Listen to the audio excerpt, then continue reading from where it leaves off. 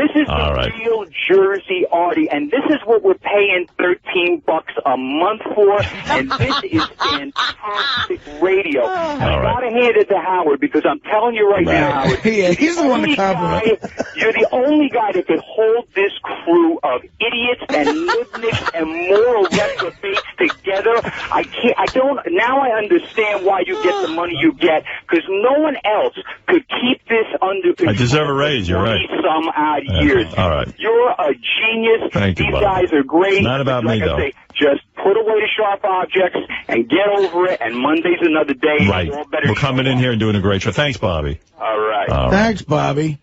Yeah, you're a Jersey guy. Those are guys. That was Governor Corzine. That's who raised me.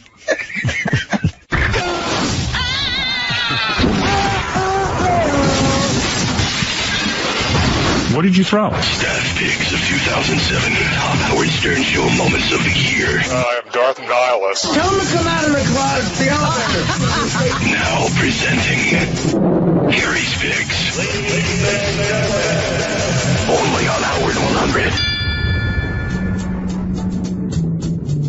Feelings were hurt, things were said that can never be taken back, but Artie came in with an apology of sorts to Richard and Sal that, to me, stands as one of the most insulting apologies in the history of apologies. I'm not sure if Artie was trying to apologize. If he was, it wasn't a great job, but it was unbelievably entertaining. In his apology, every other line talked about how unfunny Richard and Sal were, and it's just very interesting, and that's why it's one of my favorite moments of the year. Hey, so anyway, when Artie came in this morning, and of course I was happy to see him, he's back, he said to me something very, very earth-shattering. Earth-shattering? Already this morning? Already. And how could you get in and just shatter the earth? You'll see. Artie said to me... That's why I get paid $9 an hour. Right. That's why Artie says to me, he goes, hey, Howard, I have an announcement to make to those two idiots. Oh. Richard and Sal. Okay. Well, Howard, related that brilliantly, so it was entertaining. But now, what did you say to me exactly? I just said, look, I've been thinking a lot about my situation with those two guys. Richard and Sal. And obviously, it would affect work here in a way, and we got to move on. So I want to say, I thought about something I want to say to them to maybe help patch it up. Oh. All right. And I thought it would be better if we did it on the air. Would you like to do it now? Yeah, sure. All right. Richard and Sal, I will request that you come in here. Artie feels there is a way to achieve détente. Or JD, if you want me to. If their spokesman wants to take over. Do you want JD or do you want to come in As together? brilliant as that bit was, I don't think you can top it. All right, here is Richard Christie. Where's your partner? Where's your wife? He might be taking a shit. Ugh. Oh, that's perfect. All right, why don't I take a break? Let's go in the bathroom. And then after the break, Artie is going to address the two of you. I think I have a way to where we can all move on a little bit. Sal is definitely taking a shit, they say. He had a newspaper under his arm, so. Why does he come to work to take a shit? I know that sounds crazy. What is it about guys, though, that, like first thing in the morning. Not this guy. They got to get that newspaper and go to a public restaurant. Not a public one. I don't get that. The home field, that's different. Newspaper will be all over the floor. Yeah. I love it. But I think your bowels get into a regimen. Well, get it to where the regimen is home. Yeah. I mean, Sal takes a shit at this time every day, people tell me. That's what I'm saying. They make it, their outside bathroom is their turf now. Yeah, I mean, do it at home. Like, you can sort of go before you... I mean, you're talking about a difference of 40 minutes when he was home and then he's here. But maybe he doesn't want his wife to smell it at home. Oh, yeah, he cares. His wife? I mean, come on. What are you going to do? Like, are you careful about when you shit so that Beth won't smell it and stuff? Yeah, oh, yeah. I mean, yesterday she was like, I had to take a dump and I had to go out. And she was like sitting and talking to me and stuff. And I go, I don't want her to know I got to take a dump. What was that? Careful, Fred. You all right? I'm leaning back in his chair. Somebody's messing with my chair today, so I'm still trying to adjust it. Usually it's Artie breaking the chairs around Is that any way to start this I'm speech? sorry, Artie. Trying to get along. I was trying to make a joke. A fat joke? That's how you start. I'm sorry. What was I saying? You were talking about... Yeah, I was talking to Beth yesterday, and then I'm saying, I think I got to go to the bathroom, but I don't want her to know. I'm still at that stage with her that I don't want her to know when I'm going to take a dump. But finally I just said, I think I have to go to the bathroom. You'll have to excuse me. And she cleared out. So that was the first time that ever really happened. Like you had to disclose. Yeah, she knew I was taking a dump. I do use the bathroom. Do you turn on the shower so she thinks you're in there showering? No, there was no disguising this. I used to do that. You don't make a lot of noise. No, but there's a lot of stink that goes down. And I flush. That. I've timed it so I can flush as the thing's coming out of me.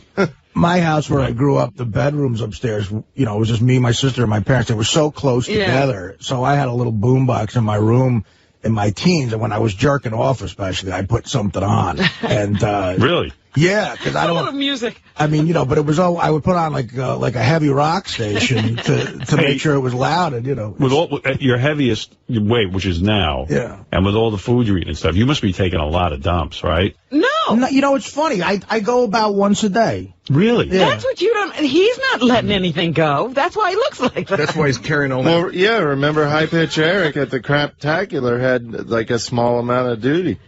Even though he had eaten all that stuff. Wow. He's eating's duty. Maybe that's why I get fat. You're retaining duty. I retain shit. Both in my head and in my body. I have a lot of shit retained in my head. Does Sal know I'm waiting for him? Sal, are you out there? I mean, is he reading the whole paper? Well, if he's in the middle of something. If the guy's reading the paper every morning for this long, how is he such an imbecile? He's not reading the paper. He's got a black tail in there. Yeah, Part of the paper is he reading? Sal doesn't read the newspaper. Because I'm dying to hear this, I guess, tete-a-tete between the three of you. Like, Richard, do you read the newspaper? I do. Believe it or not, I do. What? What? Did you wash your hands? What? I did. I made sure I washed my hands. But I'm sorry. I was taking a dump. What, you get undressed in there? Yeah, I do. I take a dump at home, man. Dude, if I have to go, I have to go. I went to the bathroom. But it's every day here at the same time. It's like you can train your body. That's what I do. I do it at the same time. I'm training my body. Train your body to do it at home. Really, it's just vile. And you don't have any wet naps or anything to wipe that ass with. What? It's all full of shit. And It's not. I'm back there. I'm very clean. Yeah. He should really. I was thinking about this. How do you wipe? You wet down a towelette or something? I usually at home I use wet wipes, but what do you use here? I keep going until the paper's clean. I keep going. Oh. And I even use my pinky and I go up like a Q-tip up my asshole. Jesus Christ. With the toilet paper on it. You're asking, I'm telling you. That's how clean I am. Well, you're going to get hemorrhoids because... I've had them removed twice already. Yeah, because you're over-wiping. See, I think I overwipe. I've never had a hemorrhoid in my life. Maybe I'm just lucky. I don't know. So far, you're lucky. All right, listen. I'm going to tell you this. Artie is going to now reach out to the two of you.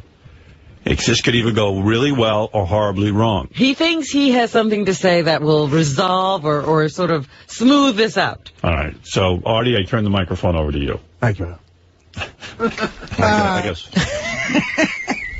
No, what are you doing? My ass hurts a little bit because when you move fast, you need 10 minutes to settle your muscles and your legs and 10 minutes? I do. I bet he didn't wash his hands. Yeah, I guarantee he didn't wash his hands. You want to smell them? No. Smell his hands. And that's coming from El Grosso over there. Okay, he washed them. I always wash. How would Richard know the difference between soap and shit? That's true. He's allergic. He just had an allergic reaction. All right, let's see. Using shit-covered soap. Sal said yesterday he's hoping that time could heal, and maybe time has. Let's find out. Now, I want to say a couple of things spawned this, me doing this, and one was the fact that for the last couple of days, you two have been, maybe the more professional, and you've tried to apologize to me and been nice. And I was, the other day when I was out, I heard a replay of some of the wrap-up show, and poor Jason is getting really beat up. Like, I heard Sal in the news really give him shit, calling him like a nothing and all this stuff, and mad at him, and I know Richard's mad at him, and, Jason's just a guy trying to get by back there, and I feel bad about that. So I don't think Jason did anything wrong. Within how this show works, Jason just did how the show works. He did something, you want to call it good radio, we always fall back on that excuse that Howard makes it into great radio. Well, Jason just added to the great radio. That's all he did. So I want to get him off the hook a little bit. I agree with that. Since the kid's just trying to make a living. But so that's part of it, too. But I clearly can see that we can't move on until we get this resolved. And I'm trying not to be funny about this or make it into a joke, because I think it is a serious thing. There's some shit that Sal said in particular that, I got to be honest with you, I am never going to be able to forget. And I really feel... What are those things that you can't forget? Well, I mean, you know... Do you feel a need to itemize them? Yeah, well, I do. I mean, look, it was really, like, when he blew up and was yelling at me like that, I felt I saw a lot of the real guy. Mm-hmm. And those things were, in particular, and going into what he said on the wrap-up show, too, that I'll never have kids because of heroin. Oh, yes. If I have kids, all the drugs that are in me, they'll probably look like retards. I didn't hear that. I did. Indirectly, he's writing jokes about my father falling off the roof, which is really kind of low class. And when it comes out of High-Pitched Mike, who's just not a funny guy, he's not a charming guy, it just seems like an evil thing. And, you know, whatever. True. So, and then you talk about attacking people's work. You're going to compare me making a couple of jokey comments that we office figures from something that I worked 4 years on and almost killed me, and something that, you know, the night of the fucking screening practically got a standing ovation, and something where you hugged me and said, great job, I'm happy for you. And you're going to do a complete 180 on that. You're going to compare that kind of insult to me saying you were a little bit crazy. And I wanted to pull tape of the times I complimented your phone calls. There's a couple times I've said on the air, guys, that was amazing, great stuff. And that just goes unseen, I guess. So that's a big thing. But, you know, look, everything I said that was evil, and there were a lot of them, I think I said in reaction to that. So that's my only way of explaining what I said, all right? Me throwing the shit is where I have to really apologize. Now, to me, because of all the evil shit you said to me, I'll call it even, all right? The stuff I said back to you, the critique on your phone calls, whatever. I'm willing to call it even after all that bullshit. But the thing I have to apologize to you about and to everybody at the show about, especially Howard, who's running a business here, is throwing the stuff at Sal. That was out of line. That was really immature behavior that I thought I'd be beyond. But I got red with anger. And I'm willing to admit that, I mean, sometimes it's like talking to someone who's not that bright, and you don't see why you're aggravating somebody. Like you're comparing a project that I took 5 years out of my life for to a 3-minute movie you made about Robin's twat. You know, it's like I don't get it. I mean, are you dumb enough to really, whether you like it or not is not the issue. Just at least admit that, look, it was a lot of hard work, harder than when I did on a Meats and Vegetables movie or whatever the fuck it was. And the fact that I realized I was arguing with a not so bright person made me red with anger. Well, let me ask you something. This doesn't sound very promising. No. He's explaining himself. I'm getting everything out on the floor. Right, because, I mean, you just called the guy not so bright. Yeah, well, listen. I mean, you know. He's called me a lot of things, too. I'm a fat guy. Well, I did a lot of heroin. Are we still at the name-calling stage is what I'm trying to get through everything. I don't think we can move on until I get everything out here. Okay. All right. All right, so that's when I was really smart. Wait a minute, he's not done. We moved on. Just let me speak. I wanted to, Howard, please stop interrupting. Oh, thank you, Sal. Go up. All right. You're right. Okay. All right. So, anyway, that's how I felt back then, is what I'm trying to say. I realize that you guys are smart guys. You're here for a reason, and I've always thought you guys were funny. And Howard knows what he's doing. So, look, I agree it matters. Well, it does matter. You have to work to here. them. It's a personal thing with them. Okay, they admire you. And that's a little bit flattering. But the one thing I must apologize for is the throwing of the shit. The other thing that really got to me, is the talking behind my back. Now, I know that you guys are going to say it didn't happen, but the fact of the matter is it did happen. You know, and I thought we had a type of relationship where if I said something that really irked you that much, you could have come to me either on the air or off the air. It's always funny on the air or off the air and said, look, Art, I think you're being two-faced. I think what you say is wrong. It gets to us. It hurts our spirit.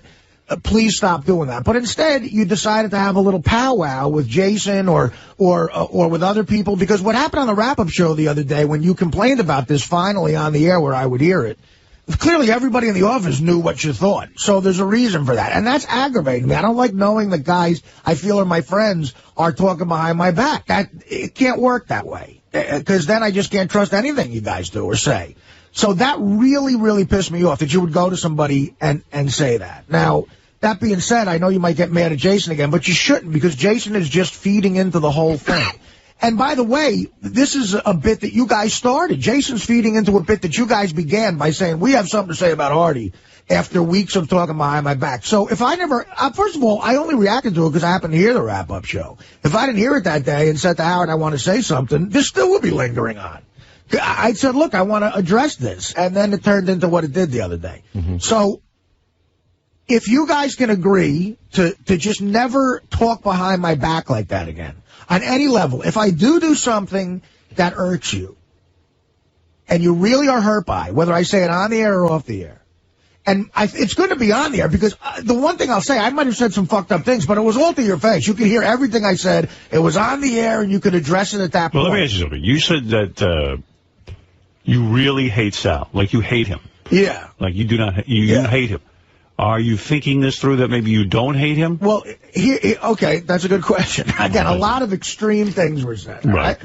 But I got the feeling that you are very sincere when you say you do not like him. Well, I do have a problem with Sal, that it's going to take time for it to go away. Okay. I really do, because I think that a lot of what he said was real, and look, if a guy really feels that way on any level, whether it's as extreme as it sounded or it was a little bit phony, either way, how would you like somebody who thought that about you? I mean, would you be able to work with it would be very hard, because he's my teammate. Exactly. So I can't say for sure that I like Sal the way I used to, and I question how much I liked him before. Well, you question how much you liked him before. Yeah, because now I really feel that's what he thought. I mean, that's thought out shit. But wait a minute. That's detailed stuff. That's not him looking at me and just going, "You're fat" or something. That's really thought out. Like, this is what this did. This is what that did. This is what I think. This is what you said. And Richard, who comes off as this like lovable little hayseed, the walkers get treated. I'd quit. Because you guys get treated like shit because you act like shit. I probably get paid, I'm not sure, I probably get paid 10 times as much as you guys. And guess what? You're overpaid and I'm underpaid. That's just how it is. You guys come in here and act like retards. You come out, you paint your cocks blue and shove them in each other's face.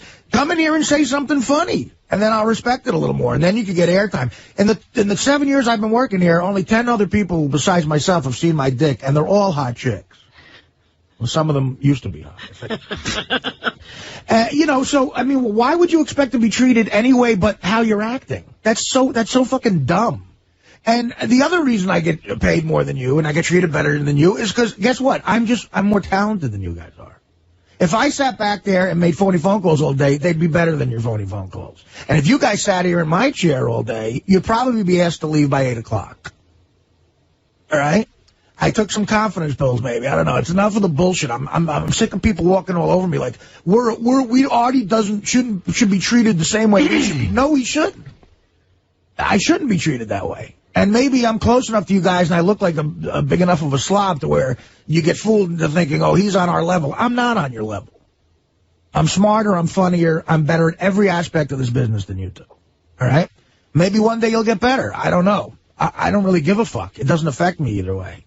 But the fact of the matter is, I get treated better than you for that reason. If you want to get treated like me one day, someday at a show or this show, I don't know, work harder on what you do for a living. What can I tell you? It's not my fucking problem. People will continue to treat me better than you. The same way I treat Howard better than certain people, and Robin and Fred. There's a hierarchy here, absolutely. And I'm probably 5th or 6th down on that totem pole. I deal with other people getting treated better. You guys are going to have to treat people, however you want to treat them. Okay? So, and I'll treat people the way I want to treat them. And if you guys are mad about what I'm saying right now, it's just me being honest. And if you want to get better at it, or if you think you're better than me, prove it to me. I mean, look, what do you want me to tell you? I've done stand-up with you guys on the road, and do I think there's room for improvement? Yeah. Do I think I'm a great stand-up comedian? No. But I'm better than you guys. That I know for a fact. So if I get treated better at a gig, there's a reason for that, too. You know, I don't know how else to put it to you. You guys said some evil, nasty things, and it's wanting me to get really, really honest.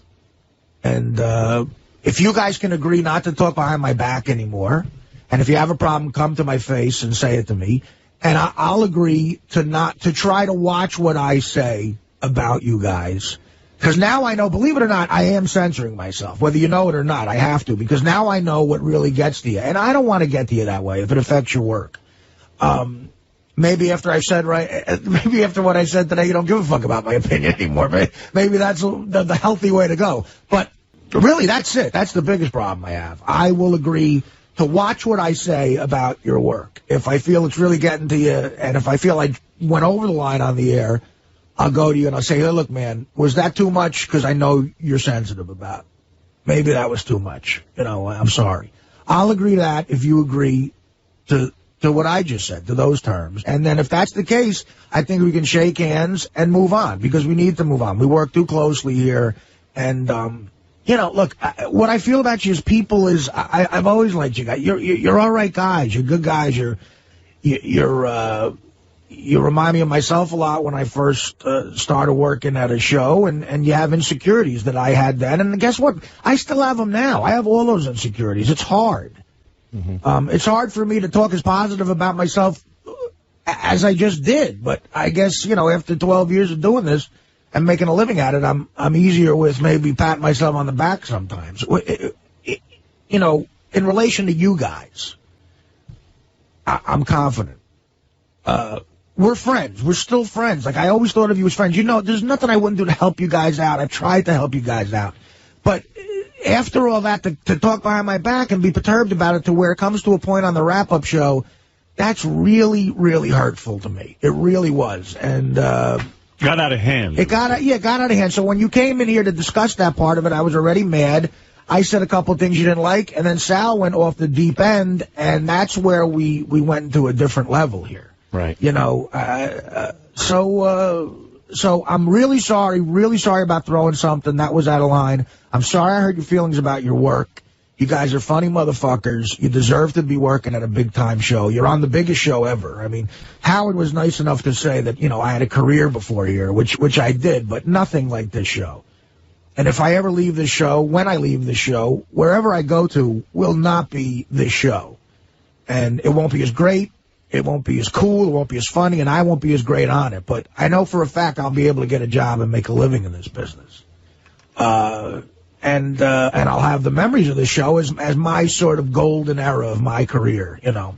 And a lot of that has been working with you guys, you know. So, I mean, that's how I really feel. I don't feel I'm better than anybody on like a personal level. But I've earned the right to get treated a little bit better than guys who are rookies. That's all I feel. If you have a problem with that, what can I tell you?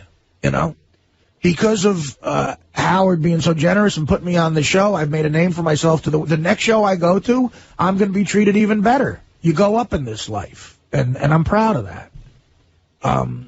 If the bottom falls out, I'll have to go back on the road doing stand-up. What can I tell you? That we all got to make our own way in life. And I'm sorry I in any way aggravated you. I like you guys, and Sal, I would never fuck your wife, even if I had the chance to. The woman has been through hell, and I don't hope your kids get AIDS. They're nice kids. I hope they die of some other disease in about 98, 99 with a nice plate of meatballs in front of them. And that's it. All right, so if you guys can agree to the terms I just said, we can shake. Oh, no, of course, now they get a chance to, of course, I'm glad you gave me that time. I really said everything is off my chest, so I said my piece. Artie, thank you for sharing that. Let's just say, though, that, Artie, you had a long time to think about it. I did, right. And you prepared. If you want to take a day. You know what you wanted to say. I don't know if they need some time to absorb this. I don't know if it'd be let's find out. To Richard, immediately Sal, respond. I can respond. You want to respond now? Yeah. Think it over. Absolutely. No, I don't want to think anything. Fred says you should think it over. Can I just say one thing? Sal, I like you. And I respect everything that Artie has just said. And I want to respect what you're going to say. But I think anything that you're going to say right now is going to be said out of, like, anger or some sort of, like, hostility or hurt feelings. The one thing I'm going to say, I don't think it's going to be very smart. Fred, maybe we should give them a little time to think. I could plunk down the phone here with some of the callers. I think that's a better idea. I really do. We could take phone calls and then take a break. This could potentially go. I want to take some phone calls. This could take a step in the right direction, or you could just march off the cliff, Sal. I'm worried about you. I'm telling you. You say let Sal talk? Oh, yeah, let him talk. All right, Sal, go ahead. All right, Gary says let Sal talk.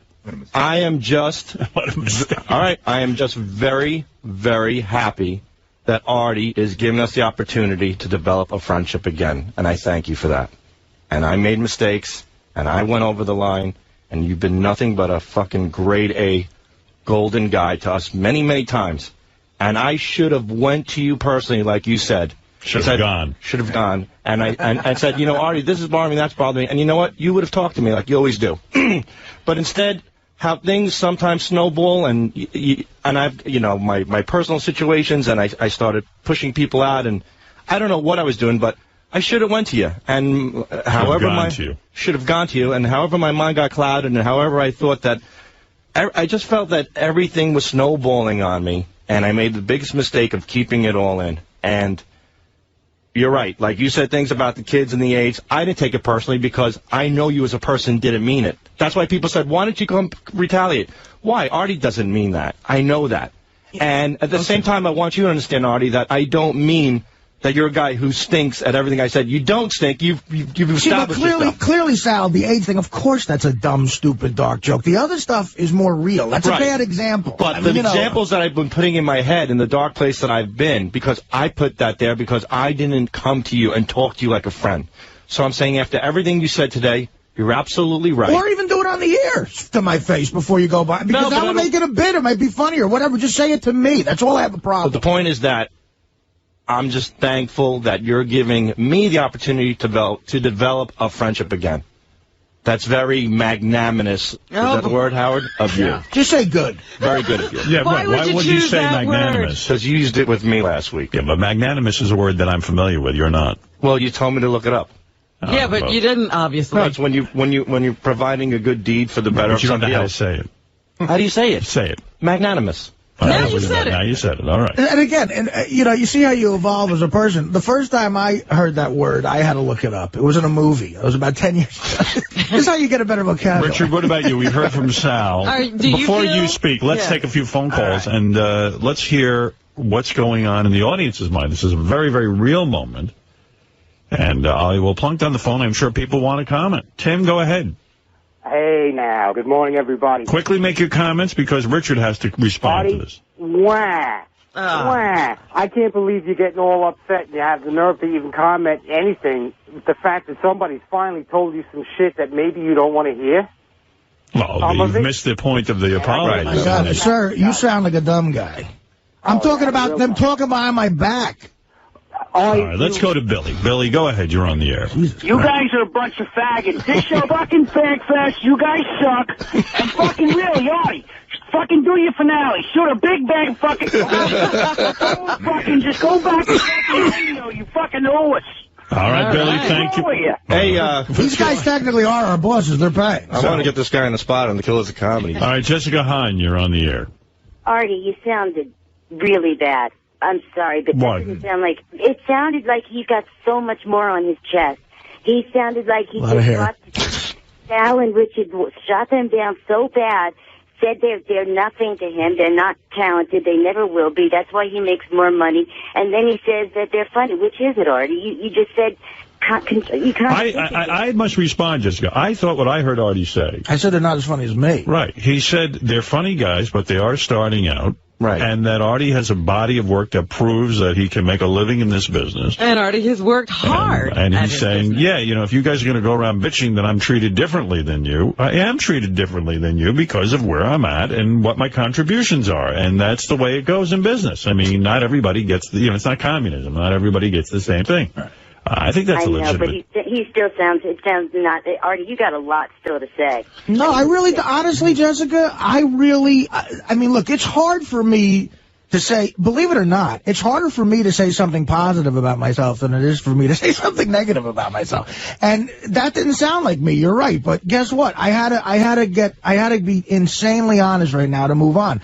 I really feel bad. It's hurtful to me that these guys feel they should be treated like me at a job in show business. Or that they're your equal. Yeah, I mean, not even, it's just equal, not as people, as just like, look, when I was on the Norm show, Norm Macdonald got treated better than me. When I'm on the Howard Stern show, Howard and Fred and Robin and Gary, they get treated better than me. I accept that. And the fact that you guys don't accept it about me is a little hurtful, you know. So I had to say something that might have sounded a little pompous and arrogant. I know that's not my style, but that's what I had to do. Jessica, is that okay with you?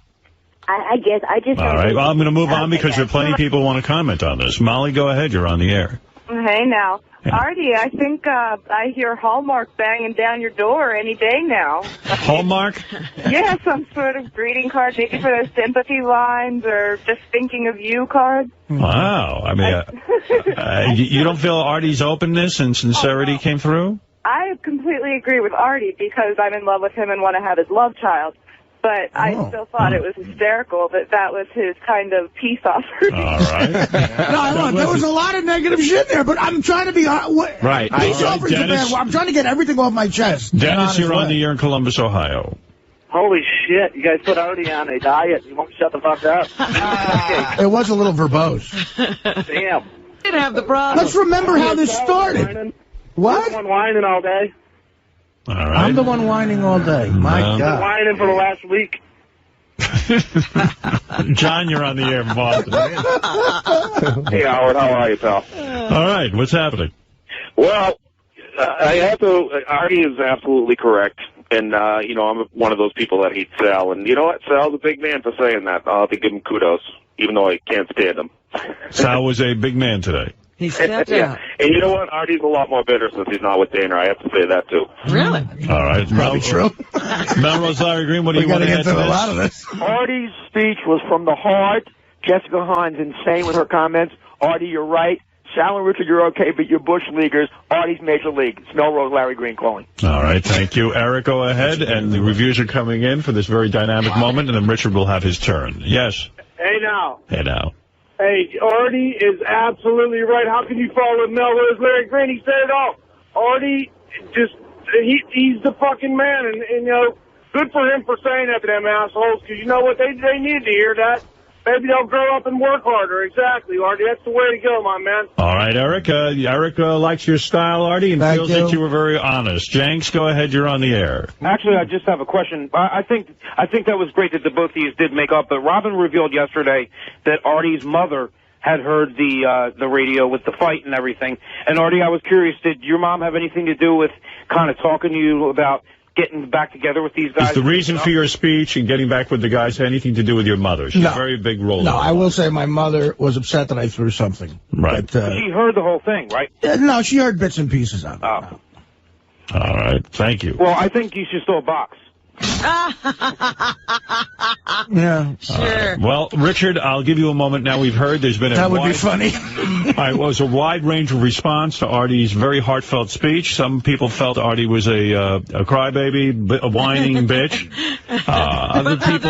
Others feel Artie said what makes sense and had to be said in order for this to move on. Sal stepped up and accepted. Now, Sal accepted, Richard. You, of course, have a different brain, I assume, than Sal, and you're allowed to make your own comments on this. After all, you are part of it. Go ahead. Artie, I sincerely want to thank you. This last week has been really hard because I feel horrible about what happened. I'm probably going to cry like a bitch, but... Go ahead. Let him cry. I'm sorry. No, but I felt really bad because Artie gave me a gift that day, and I felt bad about talking about him with Jason, and that he got so upset with me because I consider him a close friend. And the few times I've hung out with Artie, I've had some great times with him, and I do consider you a friend, Artie, and I'm sorry about what happened, and I swear I will never talk about you again behind your back with anybody. If I'm upset with you, I'll come to you. And I thank you so much for this, Artie, because it really does. It means a lot to me, and I love you. I admire you. I only wish, like, when I see you on Letterman, I think, wow, that's so amazing that you've got to that point and the hard work you've put into it. And I hope that one day, you know, I can maybe get to that point. And I love you, Artie, and I thank you for everything today. I'll be on Letterman again November 12th. All right, there was some tears there, Artie. Listen, Rich, thank you. That makes me feel bad. Don't feel bad. I feel bad. I feel bad because this happened last week. I felt really bad about myself. Richard, you described something yesterday where you hung many pictures of Brad Pitt on your walls. Artie missed that yesterday. What happened? You worshipped Brad Pitt, and you and your friend, when you go to the movies together 4 and 5 times and see Brad Pitt movies. Did Artie hear that whole thing about that? I know. No, I did hear that. Yeah, okay. Where you're going to start the DVD at the same time. The Brad Pitt thing, no. No, they went to see Legends of the Fall 4 times together. And Richard always had posters of Brad Pitt on his wall. All over his wall. As a young boy. He even went to work for Brad Pitt's family. Richard is dating a hot chick.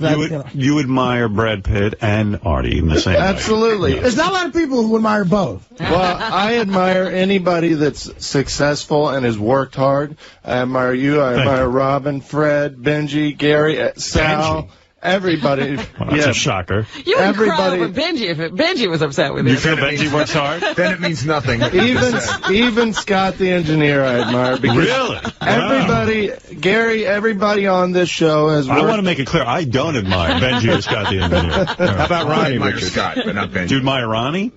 Yeah, absolutely. Oh, really? And everybody that's here, it means nothing.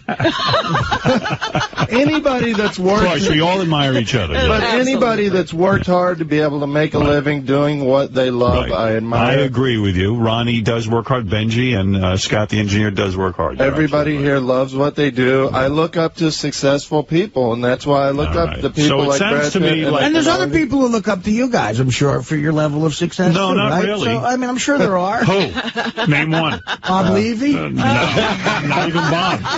All right, listen. Mike Morse? Wait a minute, I don't know. Artie, how does it make you feel to see Richard crying? It makes me feel terrible that he's in that, he's got to go through that. But again, guys, I must say, you guys started this whole thing. I know, and that's why I don't feel terrible. We could have ended this the other day when you came in here, but then, my God, did it get to another level there that I don't feel is all my fault. I feel both of them were very sincere in what they said, and I assume you're agreeing to what I said, and I'm agreeing to what you said, and that's it. So we can agree to move on. So when you guys see each other in the halls now, it'll be fine. Will you be saying hello to Sal, for example? Yes, I miss those great conversations. So you will say hello to Sal and Richard, and you will not feel funny about saying, "Hey, Richard, how you doing?" No. And Richard, and again, even if now here's the big question. Yeah. Because of this new date time, we have to see how it goes. Who knows? Things could deteriorate. Wouldn't it be funny if I do drop dead in a year? I hope not. But did somebody wish that on you? No, I'm saying, yeah. Oh. It just was like, everybody, you guys will win if I drop dead. Here's the big question. It is true that you were booked to do a gig with Richard Christie in Cleveland, I believe. December 7th at the State Theater. Richard informed us yesterday that had been called off, that you were going, but that Richard would not be going along with you. I have to go. Of course. Will you be inviting Richard back? If Richard, and I thought about this too, and I thought, look, first of all, I don't ever take money out of a guy's pocket. I would have forced him money on Richard even if he didn't come. But if Richard wants to, I'd love to have him back on the game. Oh, Richard, will you be willing to go to Cleveland? I'd be honored, Artie. Thank you very much. Right. So how many minutes can we depend on you? I swear I will do. I can do 10 to 15 minutes. It's all right. What do you need, Artie? I do 2 minutes of jokes, 8 minutes of crying. Again, the other thing is, there's a reason these guys, you talk about why does Levy ask these guys to come, and I've given them shit about their stand-up. They do stand-up, they perform, but the crowd loves them. The audience loves these guys. When they see them, they go nuts, and of course it's fun to it's a treat for the crowd for them to be there. It's a better show. Is it fair to say to the people of Cleveland that they will be treated to a reunion, like Van Halen reunion, like this is going to be you and Richard up December 7th, the State Theater in Cleveland, guys. Get your ticket now. This is going to be a reunion. Will you hug Richard on the stage? Well, is there a hug? I'll shower. Now, Richard, well, before we get to the group hug, Robin. Right. And I would like to hug you, Robin. But the thing is this. Will Sal ever perform with you again? Now, that's a big question. Don't answer too quickly. Yes, of course. He will. Of course. You're saying to me that Sal will take the stage one day with you again? Yes, absolutely. Are you giving up the stage? Don't we have a gig on the books, do we? I'm not sure. What do you mean you're not sure? You don't know? You said yesterday you didn't think you were working with him. You're that busy? I don't know. I just don't know of any gig, but if there is, I'll let you know. How would you not know that? My wife, do you want to be in Cleveland?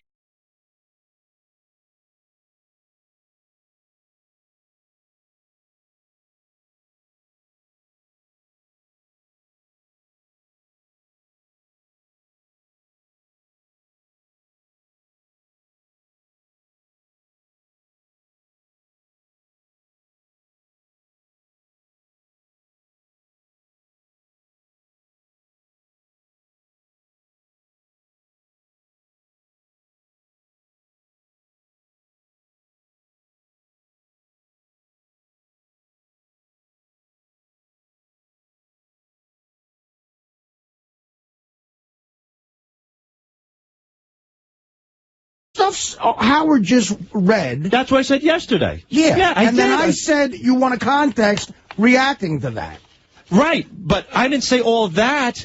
No, when they brought the wrap-up show. That is true, because on the next page, of course it's several pages later, Artie said that. Okay, but there was several things that Artie said beforehand, which triggered me to say that. Artie, do you mean how, in anger, I spoke improperly?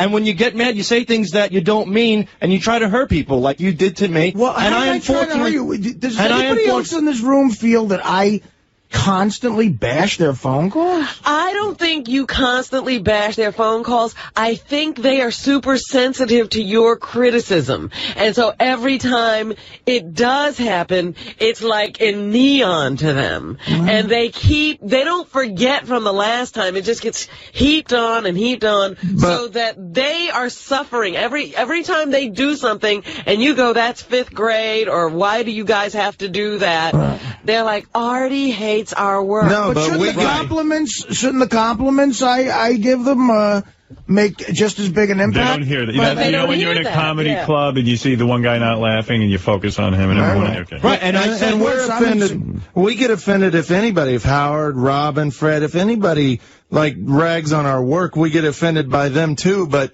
at the time, they were asking us about you, Artie. We're not focusing on you. Robin has said bad things about our stuff, too. Everybody has said bad things. See, I own up to it. If I said it, it's okay. The only problem I have with you guys is a lot of the gay stuff. stuff, but your phony phone call stuff is great. Yeah, that's awesome. But Howard, I like the gay stuff. Right, I was going to say Howard likes the gay stuff. What does it matter what I think? It matters because we... But what do you care as long as I keep you employed? Exactly. Because I like what you're doing. Yeah, but you know what? We respect and love Artie just as much because he is a funny figure on the show. There's no denying it. And Artie does come to us off the air, so we do get mixed signals. But that's what I couldn't understand, how you could be so vicious to Artie. And it's not only off the air. Artie has tried to be an advisor to you. Right. He's taken you under his wing. Yep. He's told you how he thinks you could extend your career beyond this show. He's been your advocate. How could you be attacking him? Because lately, within the past month, I don't know what it is like when Artie no longer returns phone calls. I know Artie's going through a lot, and I'm not putting the blame on Artie. Oh, you're calling him? No. You're bothering him. No, probably. But Artie's in his own world. He's got his own issues, and I hope they work out. But, we just feel like there's no communication, and the only time me and Richard hear something like Howard said, like the guy in the comedy club, we just hear the negatives. And we got to a point where, look, we'll just let Artie be, and we're convinced that you just don't like us at all. And I don't. You guys are very paranoid back there, and maybe I should separate the two of you. Because you're feeding I think each the two other. of you are sitting back there day in and day out, and both of you, I don't think between the two of you have an IQ point higher than 90. I think you're sitting there and feeding each other a bunch of stuff. You're getting paranoid. But that's not true. Don't talk to each other anymore. All we talk about is our... much weeing and all of you. But in other words, guys, you see what you're doing here is a very bad thing for the show. In other words, now you're forcing me to censor myself in my No, not at all. Yes, you are, Sal. Like now I got to figure out what is going to offend you and what isn't going to offend you. Nothing offends And that's me. not... But Sal, clearly something offends you. That's why you're here. Everything offends you. Nothing offends me. Yes. Sal, that's not how the show operates. Sal, you're the guy who got on the show by goofing relentlessly on Baba Booey. And they were goofs. But when you ever hear me talk about Gary as a producer, I'm the first guy to say that he's horrible. Yes, he's a great producer. I only say that once in a while to get under his skin. You say once in a while Gary's a horrible producer to get under his skin. Right. So accept that from Artie. I can. Sal, you've called me a shitty producer so many times I can't even count it. All right, but have I called you a great producer? No. When asked who has Artie called you a great comedy guy? Yeah, from time to time. And has Artie called you a shitty comedy guy? Yeah. She does the same thing you do. I know. Go back there and suck it up. But listen, that's my point. The point get over it, man. Get over it. The point that I'm trying to make is that we respect and admire Artie, and we're passionate about our work, and that's why we were mad. I told you do good work. That's all that matters. But listen to this. Like everybody, you worrying about what Artie thinks. We do this. What we did exactly. I agree with us getting up. Us getting upset at what Artie said. Everybody's had that happen to them on this show. Artie's got upset at you for setting him up with that bit when you brought the girl in that liked faggot. Okay, Robin but did I give Howard some sort of edict about not? No, and we're not giving you an edict. Yes, you are. No. Yes, you are. No. You're telling me there's certain things you don't want me to say. No, we're not saying that. We're just saying we get irked when you say it, but keep saying it. We'll deal with it. Sal, you clearly can't deal with it. No, wait a second, Sal. You don't want him to keep saying it, do you? No, I've come to the point where I just have to. That's it. So you're going to be allowed to say about Gary, he's a shitty producer, and Time say he's a good producer, and call him a monkey and everything else. The right lines for Mike to my phone. And you know what? So fuck off. That's fine. I could deal with that. But at least anything to you about writing about his father falling off the roof. I thought it was a little wrong. No. Here, why is that okay? I sit back and I take it. I take it. Because it fell within the content of the show. High-Pitched Mike and him had a feud. High-Pitched Mike came to me, and Why is it okay for you to Gary? Why is it okay for you to call Gary a shitty producer?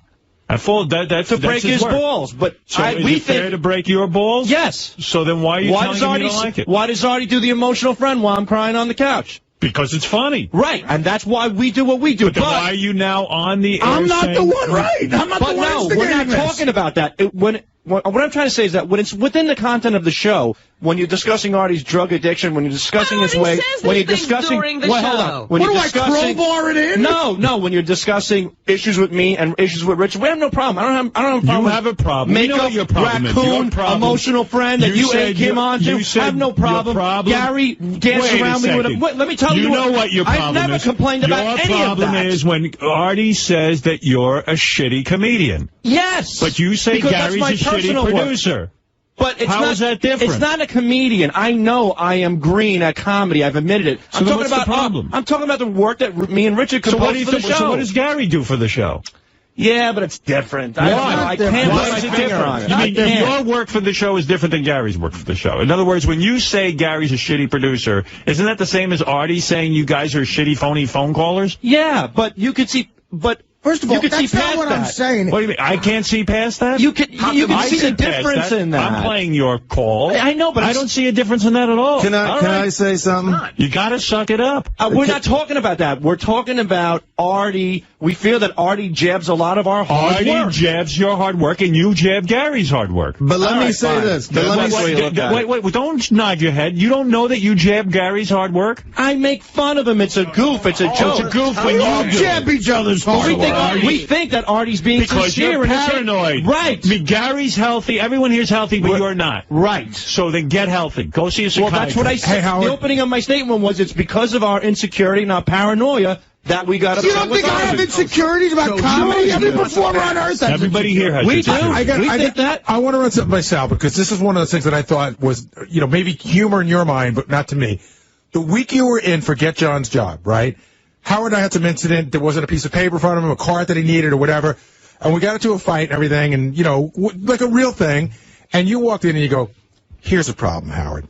Gary's a horrible producer. Right. And you know what? I wasn't finding humor in that. I dealt with it. I wouldn't even know if I'm going to have to deal with you forever. I thought it was funny. It was funny to them, and I took it. Sal, it's funny when Artie busts your balls. It is. It's great. Like emotional friend. Stop whining about it. No. Not emotional friend. Don't confuse it. Anytime he breaks your balls. Okay, if he's breaking your balls about your work, See, but now I have to edit myself. No, don't edit. We just thought that you hated us and hated everything that we did. Well, don't edit yourself. All we're saying is when you say it, it hurts, but we'll deal with it. But you're not dealing with it. We are. You guys asked that. No, we are. The reason that all this came up is because people are putting up notes saying these guys are back there freaking out. Maybe once every 2 weeks we get mad at something that Artie says. That's pretty often. No, I'm saying maybe that much, but we're not back there stewing. I'm thinking back to when this started, probably. The time I pointed out that maybe some of the phone calls always had that theme of interrupting. And let me say this. That turned into a funny bit. It hurt a little bit at the beginning that you said that, but it turned into a funny bit, and we dealt with it. So don't censor yourself. You can rag on our stuff every day, but there's no way. Being a human, Richard's giving me permission. Yes. So he's giving me permission not to censor myself. Right. Exactly. You think I'm waiting for that permission from you, you dope? No, but I don't want you to think that we want you to not talk about us. But the problem is, if I continue doing whatever it is I'm doing, once every 2 weeks, you'll have a pussy powwow. Well, no, that's what you're saying. Get it done. Get out of here. One thing. Our defense is we're human. We're not made of steel. It hurts a little bit, and that's all we're saying. All of us. Do you think it's funny? You think I get a laugh out of high-pitched Mike saying, follow your dad and follow I know, but when you say on the air that you're pissed about that, that's all we're saying. That we're human just like you guys, and we get hurt. Okay, so stop making those jokes about my father. Stop making the jokes about her. But we're not telling you to stop. I'm not a fag. I don't care about that. Wait a minute, hold it. I don't want this to end before we determine, are you going to barricade yourself in your little studio? No. Or will we have some freedom of movement around in the office again? I never gave up my freedom. They've been closeted for a couple of weeks now. I like that. They've been closeted their whole life. Hey, Howard, let me ask you a question. In the history of the show, with 24 years, right, for all the shit that you ever said about me, have I ever come to you and told everybody in the office knows how you feel? So it's clearly you're telling someone. Right. No, but we're not coming to Artie and saying, hey, stop talking about it. You're talking to other people. We didn't go behind my back. No, we're not. Richard, and I never talked behind your back. Jason revealed that. They didn't do it. Okay, but still. Everybody else knew how they felt, Howard. I'm telling you, we all knew. Right. Jason repeated verbatim, but we all knew this was going on. The fact is, I'm weirded out by you having a discussion about me on any level. We're not having discussions. I don't talk behind your back. Jason came in and said it. Jason made that up. No, he said he was bringing up when I was mad about you ragging on me at the roast, but that's something I talked about on the air. I'm clear now on this. I'm not. I hope well, see, there's still some feelings out there. They'll have to be ironed out. They'll have to be ironed out later. That was all very destructive. All right. But I understand what's going on now. The boys are saying they are hurt, they're human. But the fact of the matter is they recognize it's this Howard Stern show. We need somebody who speaks stupid, because I can't interpret what they're saying. I'm interpreting. I speak stupid. Well, let me make it clear. I'm not mad at Artie. I won't stay mad at Artie. I'm not an angry guy. I love everybody on this show. I love my job, and I'm going to continue to have fun and have the greatest job in the world. And continue not to do... coming up with those great ideas. Don't do drugs and ruin your... I'm not going to do acid and ruin my ideas. If you make another statement like that, I will promise you not to goof on it. Keep goofing on it. Could you imagine? My final statement is, Artie, I hope you accept my apology for going overboard in a state of anger. I didn't mean it, and you can certainly do what you want. I'm glad that you made us aware that they are just jokes and we are overly sensitive, so I apologize. And how was Beer League? Beer League's okay. Being honest. I mean, that doesn't mean anything. I mean, it's my opinion. It's okay. That's right. Okay. And I did wish Artie success on that. I'm glad. I can't wait to see the movie you make. I made Robert's Meat and Vegetables. Yeah, it was great. Yeah, I got a standing ovation of people pulling the whole time at the theater. You're a dope. That was fun, Artie. You're comparing that to my movie. You're an idiot. No, it was better. Meat and Vegetables was better. It's not a comparison. I really don't like you. Just because everything about you's phony. You're a dummy. I'm phony. You're a dummy. I don't like the two of you. Stay away from me. Robin, I thought you came to us to come in because it's going to be better. This show's about honesty. I don't like either one of you. I'm being honest. I said it's okay. Beer League's okay. I'm being honest. Nobody cares about your opinion. If I was the toothpaste, I'd say Beer League was good. But nobody cares about your opinion, Sal. I don't care about. I'm making my final statement. He asked you as a joke. I love you. I hate your guts. Is there anything we can say, Artie? No, I don't like you guys. I'm honest. I'm not like you guys. I really don't like you. Why don't There's people I don't like in life, and you're two of them. Has it always been? Serpent, pussy homos that you are. Go have another pussy powwow about it. Artie jabs at us. We don't think he's not kidding, you fucking fags. Hey, what about when you got mad at Howard? You've gotten mad at Howard. And then I went to him and said, listen, I got to go on the wrap-up show and bitch about you for an hour and a half. And then well, you did. You complained about it on the wrap-up show the day that he brought the chicken. You don't see what's different about this, you idiot. No, it's like talking to an idiot. It's not different. It's something Howard did that upset you, and you've talked about it on the air. Howard acted me and Howard acted the way you two are acting right now. You know what I'll do, Artie, this week, and I will rewatch Beer League and give it a second. I promise you, Sal, I'll give it a second chance. I'll have some beer. Sal, I want to tell you something. I don't like you on any level. Okay, and I don't care what you think. I don't care what you think about Beer League. Jeez. I really don't. I really don't. You're a dummy. Who pay tickets to see it. A lot of them say they like it. Maybe they're lying. Maybe they're lying. I don't know. So I will make a Sal, you will never. Sal, if it wasn't for this show, Robin. Sal, you will never work in this business ever again after the show. Ever again. But you know what? Because you're a nothing. But I'm you're on this show. But this is but this show's going to go away, and you'll be a homeless asswipe. Well, I'll be that. I can deal with that. You suck. So, Artie, do I still get the Chelsea hotel room? I'm sick of giving you guys handouts, too. Artie, you want your Beer League DVD back?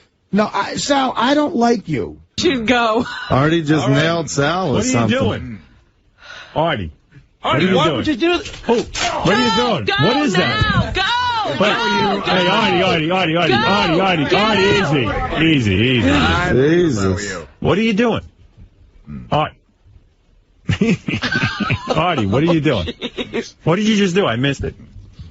I'm here drawing pictures. Wow. What just happened? I'm being real.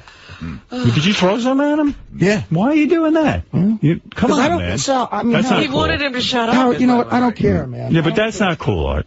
I don't care. Then fire me.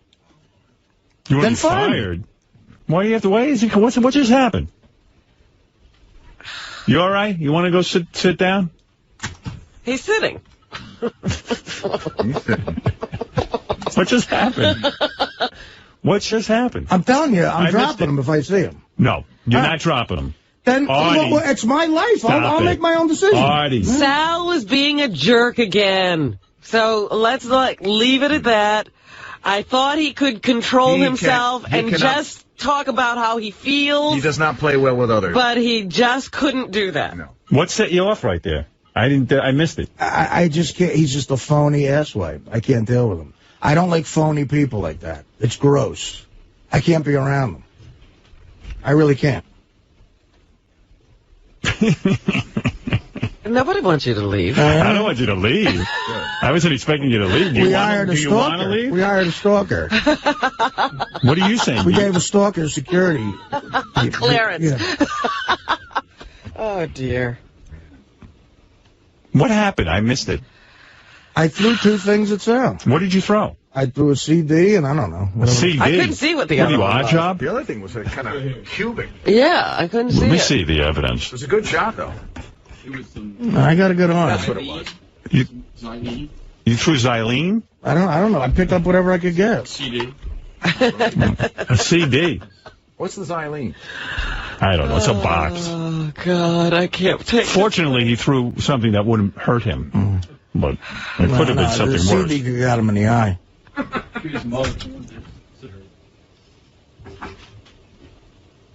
Wow. You were really keeping it real. I mean, what's going on here? I mean, I don't know.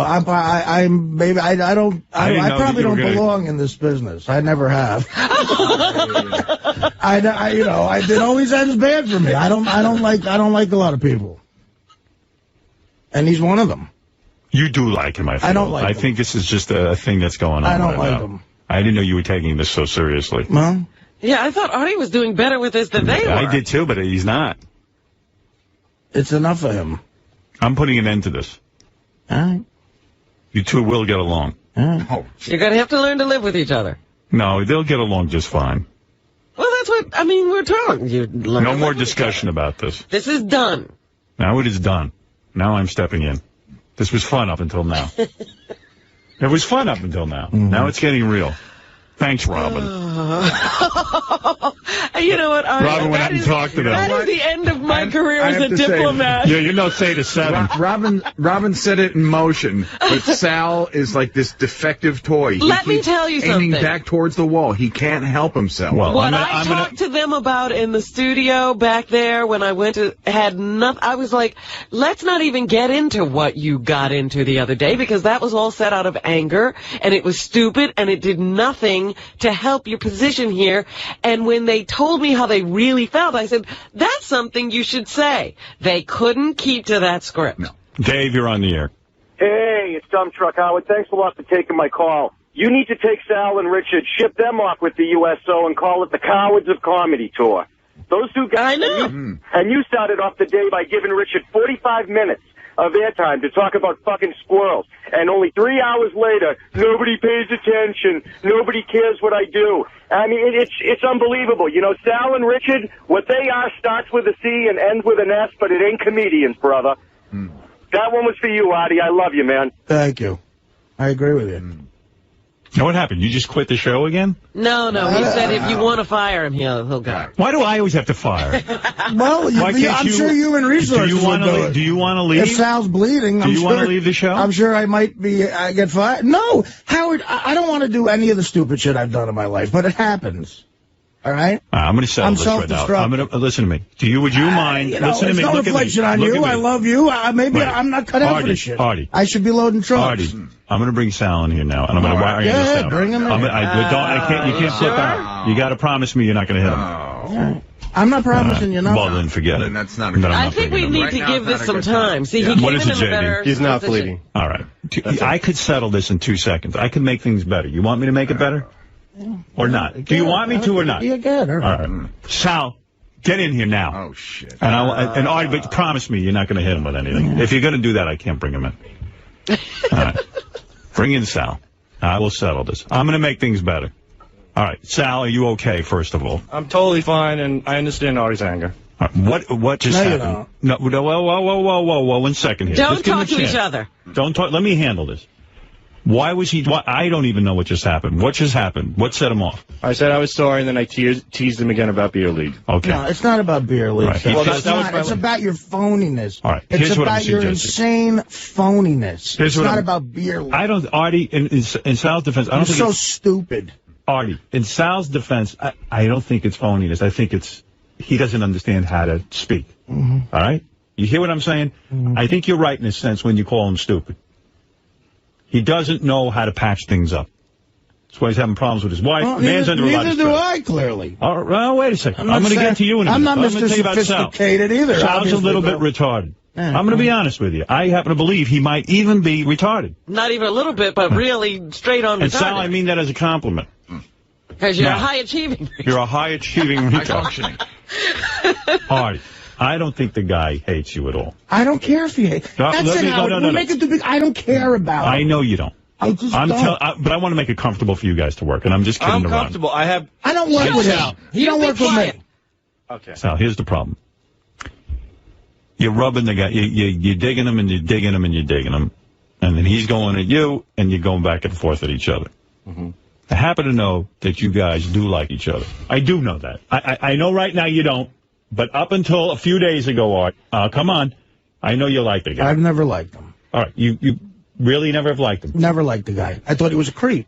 I said something about him on the air years ago, and our mutual friend Kamal said, God, that guy Sal is crazy. He wants to kill you. No. And I was like, really? He goes, really? Yeah, you better get on the phone. I so never you heard really a guy never liked him? mad. You never found anything? And Kamal put me on the phone with the guy, and when we hung up, I said, wow, that motherfucker's scary. And now I'm working with him. But let me ask you something. Is there anything you like about him? No. Honest to God, nothing. I don't like the kid. You really don't? I don't like him. Wow. It's just you never met somebody you just don't like? doing just as well as I did, Howard. You never met somebody you just don't like? That's true. I don't like the guy. There's a lot of people like that in my life. This is not Hungry Artie saying this. This is No, it's not I know you're in a hungry. bad mood. You haven't had any cake or sugar, cupcakes, Well, that's various devil dogs. That's aggravating. But That is aggravating. well, you know, This is tough for you. I'd like to eat. All right. 33 past the hour. Sal.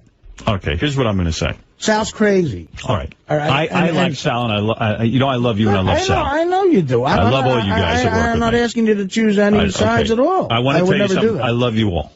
Artie, you're interested in working here, right? Yeah, Are you? I Or don't you know hate what I'm it? interested Do you in. hate I don't know it? what I'm When you get interested in. depressed, I This is know you not a hate it. time to ask him this All right, question. I hate Artie, work. I'll ask I don't you like something. work. You don't like work. I This hate is too much for you? This is the greatest job ever, but I don't like jobs. Me too. I'm with you. Right. But as far as the job goes, this isn't so bad compared It's to the greatest job of all time. But I just don't like working. All right. I'm with you. I want to go somewhere and just be by myself. Absolutely. He's back to Italy. Wouldn't we all? It doesn't have to be Italy. It could be the Italian section of the Bronx. No, it could be a new house. You could be hanging out there for I a don't while. know. It would I be very nice. don't.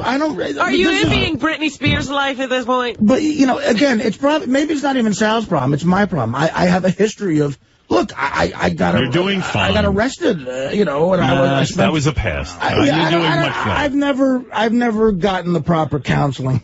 All right, you're going to get it one day. All right, listen. I can't walk around halls in a big corporation for too long. All right. I hear you. You're not a corporate guy. No, I'm not enough. I'm not an anything guy. All right. You're a guy who wanna has grow a beard and eat. Artie does what Artie's going to do. No, Listen to me. I'm not even saying that. I just don't. You're not. Maybe it's not Sal. Maybe it's probably me. What do you want me to tell you? All right. Maybe it is. So what I'm saying is, you two guys, listen to me.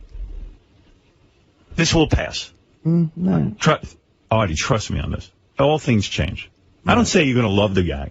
I'm not saying that. I'm saying feelings will change. These are very angry feelings right now. This is an open sore. And you know how sometimes open sores heal? This is going to change. What I would suggest is, two of you give the weekend to cool down. Come back here next week. Let's not even bring this up next week. Okay. Let's make a pact. Yeah, sure. All right? We're going to make a pact. All right. We're going to go back. We're going to do the show. We're almost going to pretend that none of this happened. Sure, we'll know in the back of our minds it happened. Sal, I apologize to you. Nobody should have anything thrown at them. That's fine. I My understand. fault. If someone should leave, it should be me. No. That's true. Artie's right. I crossed the line. He crossed the line. I did what AJ did in the sense. If you're willing He to. didn't hit me. All right. Okay. That was tried. fortunate. I was trying. He tried to hit you, but his arm isn't what it used to be. But, you know, attempted murder is not murder, so. You should be ashamed of yourself for missing.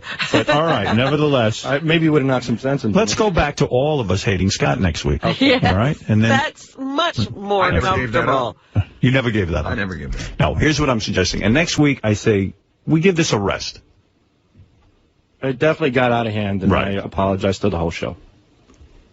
Fair enough. Look, I apologize too. I didn't mean to throw something at somebody. I understand. But, you know, I don't. It's not going to go away. It's not going to go away. I didn't say it was going to go away. I said we don't need to bring it up next week. These two started this. We understand We that. understand that. And I want to protect Artie. Yep. And I want to protect you guys. All right. And if I don't want Artie to come here and feel uncomfortable at work, and I don't want you guys feeling uncomfortable. And he shouldn't. You're right. That's right. I don't even want to hear you say a word. What I'm after, and in a sense, I take blame here, too. I allowed this to go out on the air. I did. I was interested in this conflict. I didn't realize it was going to get this vicious. Sometimes I think it's a little bit of a put-on. But this clearly was not one of those times. No. Like when Artie says, oh, I hate Sal, I almost still don't even believe it. Right, absolutely. But he's telling me, and he's looking me in the eye, and he's saying, I really hate this guy. This is real. And I am at fault, to both of you, for not realizing how serious this is. And I would take some blame in that, too, because I did not realize it was that serious on Artie's part. Right. I have been involved in many things on the air where I get worked up, but I do have a certain amount of, this is good for showbiz. Right. You see? Now, this has crossed the line. This has gone overboard. And I can't allow that. Now I'm seeing that I'm contributing if I allow this to go on. And we don't want that. Yeah. I am now taking this thing seriously. It's 11:18. I am taking this thing very seriously right now. I think I'm really supposed am. to be on the Adam Carolla show in 2 minutes. Yeah, and I'm being serious about this. I really am taking it seriously. I see that Artie is deeply hurt. I shouldn't have let this go on. And I see you're deeply hurt. I apologize to both of you, if I may. Artie? Not your fault. No, it's my fault a little bit. I take a little bit of responsibility here. Very little, but I do take responsibility. I'll take more because I started it up again. Right. The truth of the matter is, it's a very difficult situation, because if I did what I tried to do, I'd be in handcuffs right now. Right. So, you know. All right, it's different. Listen, I know Robin. Divine providence. Then. I know Robin has gotten into arguments on the air, and I'm very sensitive to the fact that when the argument goes too long, it hurts her. See, but in a way, Hold it. I survive everything. No, you do. And Artie will survive this, and Sal will survive this. But in a way, I don't trust myself now, because I crossed a line that I thought I would never cross. Shush! Stop talking yourself out Bob of the job. Levy threw a bottle of Gatorade at Ronnie. It's a throw, Artie. You didn't choke me. You didn't lunge at me. You threw something that was slight. That's magnanimous of you. Even when I go through I'm not talking. And look up the word magnanimous. Right. You'll see that But Howard, I just have to interject here. Yeah. Even when I'm going through my I'm not talking to that person phase, there's a part of it that I love for the air. Yeah, but I do back it off sometimes, and I'm telling you I'm doing that now. It's not the point. The point I'm just telling you what I do. I'm giving you my responsibility in this. I am telling you that I see here that this is some very raw nerve kind of thing. You might have a cigarette? He doesn't ever back off on Fred. You never notice when Fred's getting really upset. No, I don't really think about Fred. I'm not aware of anything. Go ahead, smoke a cigarette. Give us all cancer. Go ahead. Me first. Yeah. Sal, there's some genuine raw feelings here. And I'm genuinely very, very, very sorry. All right, and I am sorry to both of you. This should not continue. We're done. We're done with it now. Now we're done with it. I'm sorry I threw something at That's you. fine, Artie. I understand, and I get it, and I hope one day we can patch things up, and any way I can help, I will. I shouldn't have thrown anything. Thank you, Artie. Thank you, Sal. I'm sorry, I will be more for protective. being a jerk to you. All right. Sorry. Fair enough. All right. He doesn't know what he's being to me. All right. He doesn't know, but he said something He very can't nice. help himself. He complimented you and left, and that was good. I just hate that he thinks this is something about beer league. It's not about beer league. Clearly, whatever it is about, it's enough. It's gone on far enough. I want to see you comfortable at work, and I want to see Sal comfortable at work. And it is my responsibility in this. And I am not doing my thing. I really didn't think it was that intense. No, and it is. It is. Howard, It is. I apologize to you. No, I'm sorry, man. Well, I'm sorry, too. I pushed the situation, too, by allowing it. I did. Artie? Art. I pushed the situation. I allowed it to go out on the air. I didn't think you guys were that bitter toward each other. And if you're going to be upset, do it on mic. I'm not upset. And please don't say Artie's a girl. You're telling him he's like me. No, I didn't mean it that way. Cara Buono, the star of Beer League, is in the other room. Is she? Oh, Jesus Christ. What is she doing here? She has a friend who's a big fan. She wanted a tour of the studio. She picked a good day. How about a little Biggie Smalls right now, Artie? Look. I just thought of that. That's hilarious. Oh, dear. I hope Cara doesn't throw anything at him. Thank God you're having a cigarette. I think it was that Subutex, personally. Nah, it's been building. Yes, Frank, you're on the air. Hey, Howard, how you doing, buddy? That was the greatest radio ever. Finally. Well, for your entertainment, brother. Oh, shucks. Anything for you. All right. Finally, somebody told Sal exactly the way it is. The guy's a creep. I could solve this situation.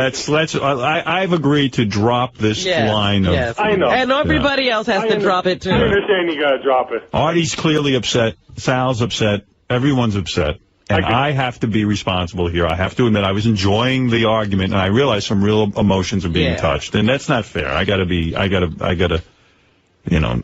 Oh, that was real radio. All right, thank you. In there. Thank you. If this show were scripted, this would be an Emmy. Of course. And you put it on the line, and I appreciate that. But I'm not looking to drive you. I see this is driving you crazy. Yeah. And I'm not, Artie, look at me for 1 second. I'm not looking to drive you nuts. If I did, I apologize. Somebody else did that a long time ago. I was nuts when I got here. You just need some pussy this weekend, honestly. Yeah. That's what you need. So I may be a doctor. I'm going to write you a prescription right now. Where do you go to get that filled? He knows where to go. I think Brazil. Go right to Jessica Hahn. Jessica, we need I can take care of that. I can take care of that for him right away. I told you. I don't want this Sal walking around like he's Mr. Victim now all weekend. He's loving this, Howard. And don't censor the show. Oh, no. You got to understand something. I got a responsibility to the guys that work here. I understand. Artie's very upset right now. I'll do what I have to. Artie's upset. And I crossed the line. No, you didn't. Artie, you were angry. It's like pounding your hand. Everybody's going to make this like a boo. It's a big deal. It's not. It's over. It's done. No, he crossed the line, and he knows he did. And Sal knows what happened, and I know what happened. I know, but... I am saying that now we're going to have cooler heads prevail. Artie, and next week we're going to ease into the week. We're going to drop this shit. But listen... We're going to move on. Can't be the whole show. But it was the greatest show on earth.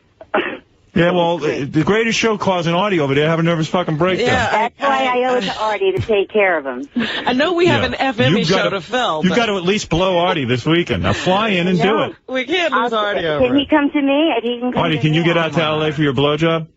Sure, I'll be on a 2 o'clock flight. I just want to say, I want to say one thing seriously.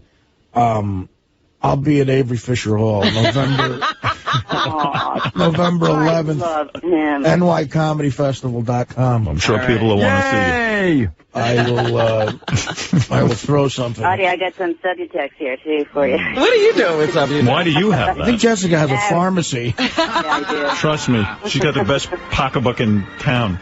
Yes, I do. Thank you, Jessica. All right, I love you, Father. That's a sweetheart right there offering the... Yes. I'll be in Cleveland December 7th at the State Theater. All right. You okay? Honestly, I know you're upset. Now you're upset. Look, what are you going to do? This is one of those times in life you got to move on. I'm upset at myself because, you try to reach a certain level of sophistication in life. You think you get there. You know what? I don't want you to think and about you realize this the rest of the day. You're still a jerk off. I don't want you to think about this the rest of the day. I think you ought to give yourself a reprieve. Let yourself off the hook. How am I going to do that? Enjoy yourself. Do you like my plan? We're not bringing this up anymore. Sal, I think, likes that plan. That's a fantastic plan. All right. The we're gonna give it a break. Execution is the key to a plan. Well, we're going to execute. Fucking cigarette is killing me. I'm going to die. Sorry, it's the only thing keeping me from literally exploding right now in my head. Why, you're angry with yourself? No, I just... What? What's going on right now? I just need something to relax me. Some sort of badness in my body. See, that diet wasn't a good idea. Wow. Would you start eating again? You got to see how much I'm smoking without eating at all. Fire department almost gave us today. Yes, Ralph? This diet is going to kill Artie. I know. I so rude the day I said, why don't you lose a few pounds? What were you thinking? Well, either that or the weight's going to kill me. I mean, I'm looking at shit either way. Could somebody give this guy an intravenous of Hawaiian Punch? Somebody should be watching Artie all day. Artie, I sense you're feeling bad about yourself, and I'm being 100% real here, that it's not your fault. You got fucking worked up, and boy, Robin, you're quite the diplomat. I gave up my career. But, Howard, you can't, you were saying you're taking a little bit of the blame, and I think you have to take all the blame, because you push people into these situations, and, sometimes it just escalates. I'm going to tell you something. But at one other time in the history of the show did it get physical, and that guy got fired. I think. And he shouldn't have, because John deserved it. No, John didn't deserve it, and Sal didn't deserve what Artie just did. I'm going on record. And when I say I blame myself, listen, this is the nature of the show. We talk about everything on the show. And I do. I honestly don't read every situation properly. I guess Artie's really, really inflamed. And Sal and Richard are inflamed. Clips of the wrap-up show. You couldn't tell yesterday that he was. Honestly, I thought they were having some fun with it. Honestly, I did, and I misread people. I do. I mean, everybody did. You can't be in a person's head. I thought it was interesting radio. I really did. And of course it was. Yeah. Yeah, and really, you don't know how these things are going to play out. I don't want to see anybody resort to anything physical with one another, but I guess the potential is there for it to happen, and I'm saying it's enough. The thing is, before it goes any further. There's nothing different in what AJ did and what I did. That's the problem. And don't say and I always said, you didn't. I like AJ. There is a difference. And I always, you didn't. You didn't put your hands on the guy. You threw something, and thank God you missed. Yeah, and the fact of the matter is, right us controlling that ain't right, but also, it's a tough situation, and I'm saying I can certainly try to help here. And you're going through sugar withdrawal, which is a huge thing. All right, but listen to me. I don't know what's going on. Telling you Subtext the sugar, the cigarette. I can tell you this. I am going to do my part. Ralph loves what a mess I am. Listen, clearly I have poor judgment. I'm friends with Ralph. So the fact of the matter is, what I am saying is that I can help out here by saying, Robin, enough. Yes. We don't have to talk about this anymore. Let's let things calm down, and things will go back to a better place. I mean, I respect what Robin tried to do, but look what she was working with 2 chimpanzees. All right, enough of that. Let's not talk about that. We're putting it off the shelf. It's on in a corner. We don't even have to discuss it. I'm telling you, if this can't work out, because I will have the decency to leave. All right. Well, you don't even have to see him that much. You know, it can work out. Just keep to yourself. You keep to himself. Well, he makes a point because there is interaction between everybody on the show and commenting about things. And when Artie gets down about what's going on here, he right away says he's going to leave. Now, look. No one's looking for you. I'm not looking for you. I would like you to stay. You're my friend, and I mean, you don't think of me as a friend, but you're not a bro. Look who's here. I think of you as Sal, a friend. Oh, get out. Sal, I'm trying to. All right, I'm not going to. No, I know. Go ahead. I just want to say one thing that. You know, Artie didn't hit me. He threw a CD. He could have thrown a bottle of whiskey, which he has on his desk, at me. Right. Number then one. He would have had to leave. Number two, I understand his anger and what he's going through. And thirdly, any way I can make it easier for you, Artie, on the hallways in any way possible. No, leave. No. Leave. I will do that. I just want to. I understand. I get where you're coming from, and I appreciate you being forgiving about me throwing something at you, because I probably would not be that forgiving with someone. So I'm sorry I crossed the line, and I thought I would never do something like that. You know. And I'm sorry that I got you to that point. So I feel just as guilty. So we're done with this. But I want to I just want Artie. Can I say one thing? I just want Artie to have the peace of mind that any way you want to work in the hallways, and just let me know, and I want to make you comfortable. Just do whatever you're going to do. That's all. You know, Artie can do his thing, you'll do your thing. It'll be fun. That's annoying. Got to be annoying to Artie, Sal. Just don't say anything. Just forget, drop. Disappear. I just have a question for you. Become invisible. We're looking for direction out there. So should we not cover this topic at all? Drop it. Time to drop it. Not even let the listen. We're done. No, okay. Time to be done with it. All right. You know what? We heard it. It was very interesting. Yeah, we've wrapped it enough. I don't know about you, Artie, but I don't want to hear it. Yeah, I don't want to hear it anymore. Me neither. I think Dump Truck Dave wants to hear it, and he's paying $13.95 a month. What about Superfan Roundtable? See if you can find Gina Gershon. Have her on. What about Superfan Roundtable? Superfan Roundtable? Look, Howard, no, Howard, listen. I'm fine. It's not I need you in top shape. I crossed the line. You can talk about it. I don't give a shit. No. Let me say something here. I've got the answer. Replay the last half hour. No. That's not the answer. The answer is it's enough conversation about this particular topic. I got a half an hour for the wrap-up show. I got This is the first time I've realized there's too many wrap-up shows. There's too many shows. You got that Superfan show. I'm going to stop. We're built for lingering. I'm putting out a all-points bulletin to all the shows. Right, so you're saying... Other show, every show. Even Pharrell's show. Right, no wrap-up show, no Superfan Roundtable, Riley show, no intern show. Not about you. It's about me. No weekend review. It's become my thing. Even Adam Carolla, who is not even part of us. I'm 12 minutes late. I was supposed to call in at 11. Betty, you don't. Kid Chris, no talking about this. You can't censor, Howard. I'm not censoring. I'm asking for moratorium and relaxation. I've got 2 guys here who I value. Truth. I love these guys. Yeah, Artie's my guy. It's enough already. We heard it. I would say we devoted 3-4 hours to it. It's enough. We pushed all the buttons that are going to be pushed. I'm not into pushing any more buttons. I just think about... This guy I value. So I can't ask you a hypothetical question. I value the guy. People are paying. Maybe they want to... No, they don't get to say that. I hate doing mornings, and I don't want to get up at 4 in the morning. But it's where the action is, you know. It's where the biggest audience is. Yeah. And otherwise you feel like you're wasting your time if you don't do it in the morning. But with satellite, we run the show 24/7, so this will just keep re-airing. And which is great for the people who come in. And it's also, really, when you think about it, why do I have to go on that early? Because you're going to hear the show at some point during the day. But whatever. This is the demon that you've been. That thing is like destroyed. You must have been dealing with this your entire career. You've been doing the whole. Oh, it's horrible. Really? Oh my God, it's awful. And when I was on terrestrial radio, you get up at 4, and by 6 o'clock, you can't even function. Like you go to bed. And if you don't, your voice is shot. It's a whole thing. And you need to come on. You need to be funny and witty, and you got to be on top of your game. And it's completely neurotic. Getting the sleep out of your eyes and trying to like. It hasn't been easy. It's been a real nightmare. Thank you for doing this. Thanks, Rob. Really, thank you, Avril. So nice to meet you. Real pleasure. Hope you guys had fun. So, Avril, during the interview today with Howard, you talked about how you've been singing since a young age. You hit worldwide fame at a very young age. Throughout all the interviews you've done over the years, how does Howard stand out? What separates him from the pack? What I thought was different with Howard's interview, and I actually really liked it, is that when he'd asked the question, like, he actually really wants to know the answer in depth. And so, like, he kind of kept going back to it, like, he's like, how did you really start singing?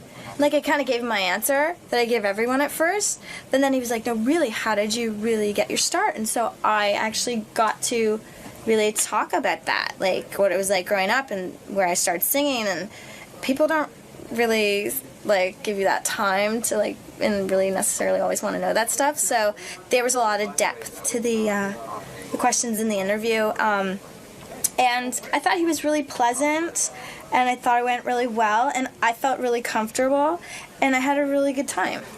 That's awesome. And now I'm excited to see my gift bag. That's nice. Here? Did that differ from what you thought prior to going into the studio this morning?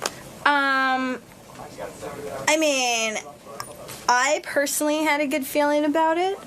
I was like, oh, it's going to be cool. But everyone around me was like, it's Howard Stern. Like, you better go online and look at all his interviews. And I was like, yeah. My publicist was like, you better go online. And I'm like, yeah, I looked at them. She's like, I was just get her off my ass. Like, but I didn't. I just showed up, literally. Do you remember I said that on the phone call? I was like, yeah, I watched the email you sent me, and I just got her to stop talking. But no, I was like, I like just showing up and being real, and I don't need to, you got to be honest and you got to be yourself. And he made me feel really comfortable, and I had fun. I want to come back. That's awesome. It's cool. Well, thank you so much, Avril, and good luck with the new album. Thank you.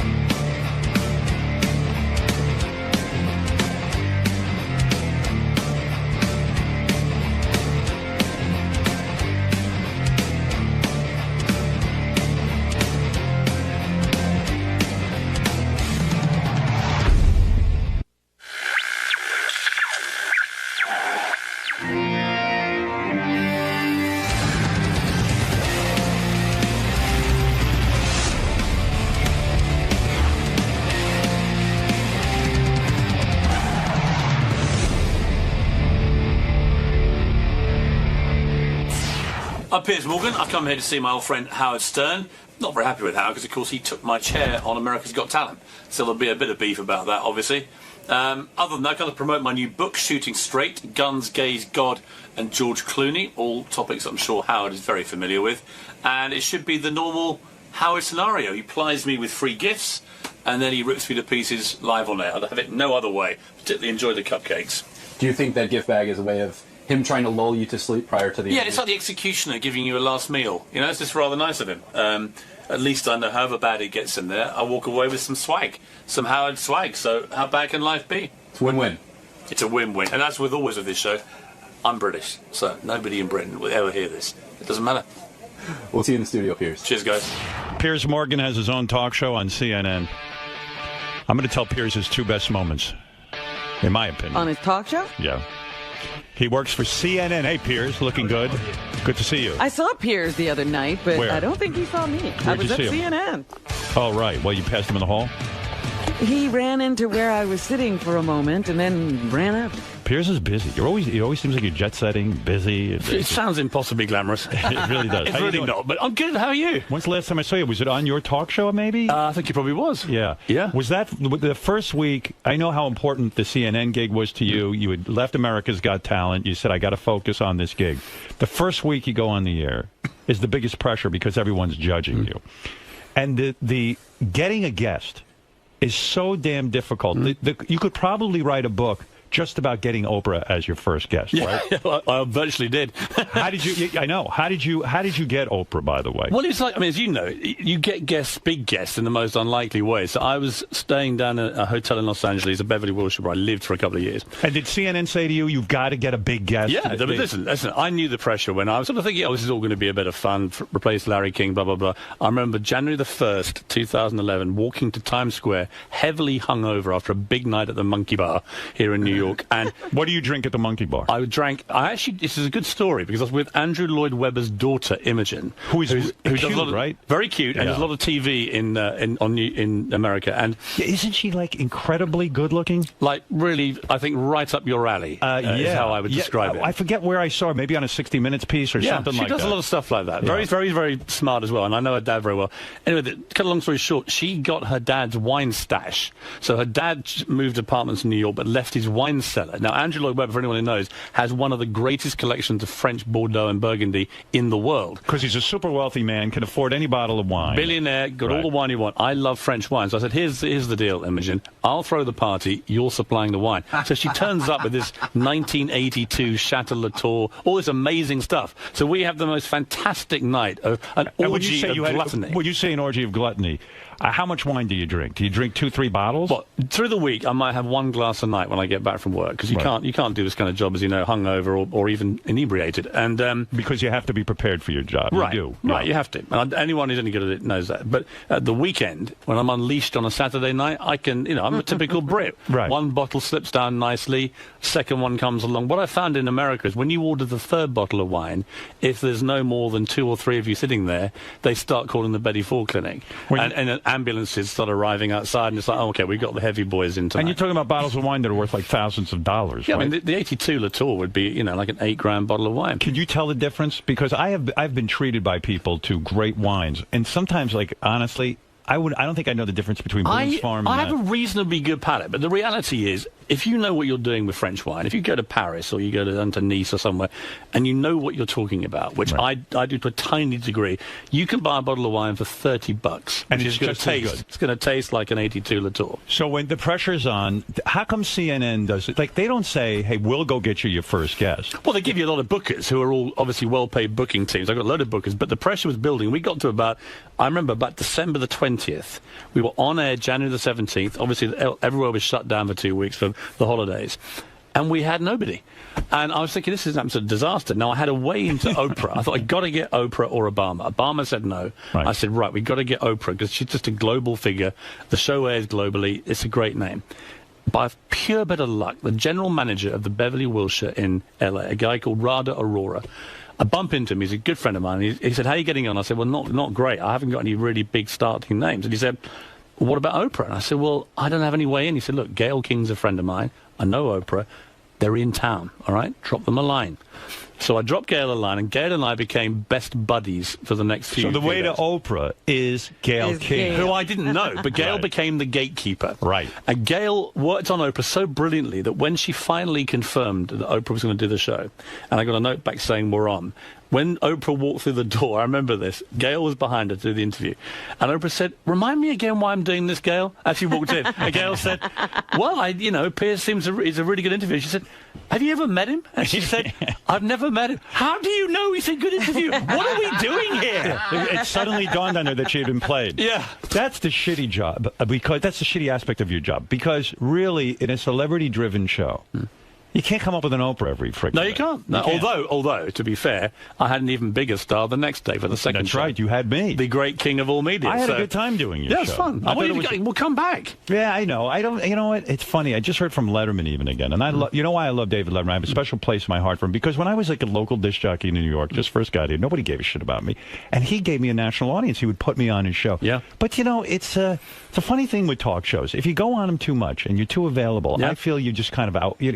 No one gets excited when look, you don't need publicity. That's not the reason you would do stuff like that. Yeah, I think I'm better off without the publicity. Yeah, you control your own on here. That's why I listen to it. So are you still enjoying the job? The part that I hate about a job like yours, and I told you this when you first took the job, you're up against these other news channels. They're not celebrity driven. They're basically doing the issues, and they get on and they fight with each other. One guy's a left-wing guy, another right-wing guy, and they scream and yell at each other. It's sort of like wrestling. Yeah. You know. And so now you're on there doing an interview, straight interview. Probably, I said to you, if you were a correspondent on 60 Minutes, they'd be hailing you all over the place for these great interviews. It's so hard in an hour format. Not that you have everyone on for an hour, but I'm saying it's so hard in an hour format to keep that going. Well, look, we realized that pretty early, and also we were struck by an unbelievable news cycle when I first started. So after 3 weeks of quite... What are we listening to? What's that? Piers, is that your entourage? What is that? Is that your phone? What's going on? I don't know. We've been invaded? I don't know what that is. What's happening, Howard? I think it was Gary's microphone. I think he actually sat on it. I'm not kidding. It's so weird. I was like, oh, we have a piece of sound here about your first week. So what was I just saying? No, well, here's the secret I reveal in my book, which is that actually there was a moment 3 weeks in when I'd done great big interviews with you and Oprah and George Clooney, and we had this amazing run of big interviews, and the buzz was pretty good about it, but I knew, like you knew, these bookings don't come along every night, so you're gonna reach C-list celebrity booking hell unless you're very careful. And then we got hit by one of these extraordinary news cycles, which can happen. And it was the Arab Spring, it was Bin Laden killed, Gaddafi killed, the Japanese earthquake and tsunami. Everything was going off. Even Charlie Sheen was self-imploding. Everything was like kicking off all over the place, and it was incredibly thrilling. We had fantastic ratings, and I realized, wow, I'm a genius. This is going to be so easy. Right.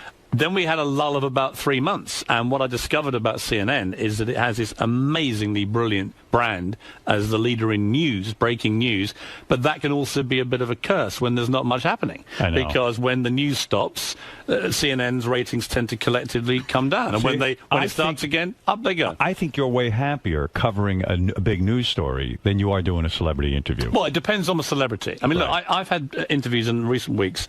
I had the first interview with Pastor Rick Warren about the loss of his son, which was one of the most moving hours of television I've ever been involved with. I had an hour with Bill Clinton, which was always fantastic, and he was terrific. I've had some great interviews recently, but if you ask me, as a former editor of a daily newspaper, like any journalist, like anyone who's been a reporter, what is it that really gets your juices flowing? It is being at the center of things when a massive news story breaks. The difficulty is, that they don't happen that often, and you have to, in the meantime, make the show as compelling as you can. What I tried to do is mix it up, have a bit of news, a bit of debate, whichever big, relevant, to-the-moment celebrities you can get in. But it's not easy. When you're sitting there interviewing a guy, and you just, like, even if it's Bill Clinton, and who's a fascinating guy, but let's say he's droning on about his latest initiative or something like that, are you sitting in your head going, because you know television and newspaper editing, do you just want to say, oh, shit, just shut the fuck up? Because you can feel the TV's turning off. Because if you got a guy on there who drones, you're screwed, right? There was a guy, I told the story in the book, that one of the more difficult moments like that was when I had to interview the Prime Minister of Tunisia, who was the stand-in Prime Minister at the time. Now, here was the slight problem. It was a pre-tape, thank God. He only insisted on speaking in French via an interpreter. It also turned out that he was quite verbose. So I asked one question: how are things going, Prime Minister? Not the most complex of questions. 10 minutes later, he was still speaking in a relentless, droning monotone. And you can't interrupt because you got an interpreter. Well, I can't understand it because he's speaking in French. Yeah. And so I'm having to wait, and then this interpreter's then regurgitating it all back into French. This went on for about 15 minutes, and I realized we'd spent the entire interview on one question.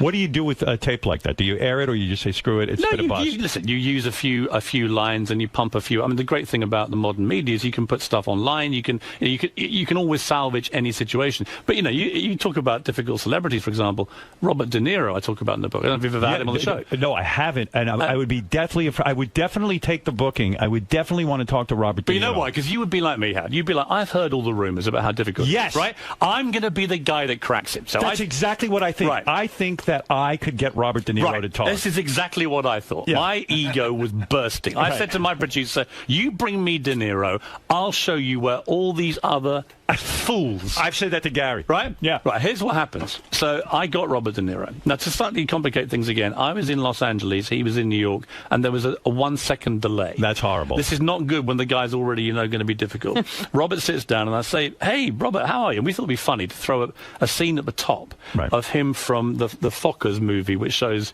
I think, him wearing a pair of fake breasts. Now, you might think a disrespectful start to an interview with a great movie star, but it was his movie and he was proud of it. Yeah.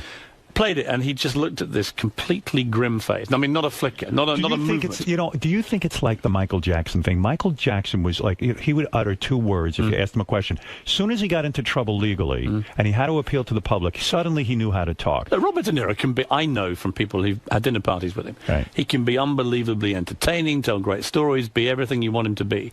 I don't think he likes the whole dynamic of interviews. I don't think he particularly likes journalists. I don't think he particularly likes flogging movies. He's Robert De Niro. He's Raging Bull. He doesn't need to. Yeah, but a human being to another human being can be nice. You know what I mean? Like you could say, hey, this guy Piers Morgan's got a show. I've agreed to go on it. It's sort of an agreement to be a little bit charming. You would think so, but he wasn't like he was rude. But here's what he was doing. I was getting desperate. I mean, my producer was laughing in my ear, thinking, "You are so going down here. This is fantastic." And did you have him booked for the whole hour? We had him booked for like 40 minutes. Oh, Christ! And after 10, I'm realizing I'm getting absolutely nothing out of this. This is the lemon has been so squeezed already. It's over. So I then said, Robert, let me ask you. You're one of the world's great movie stars.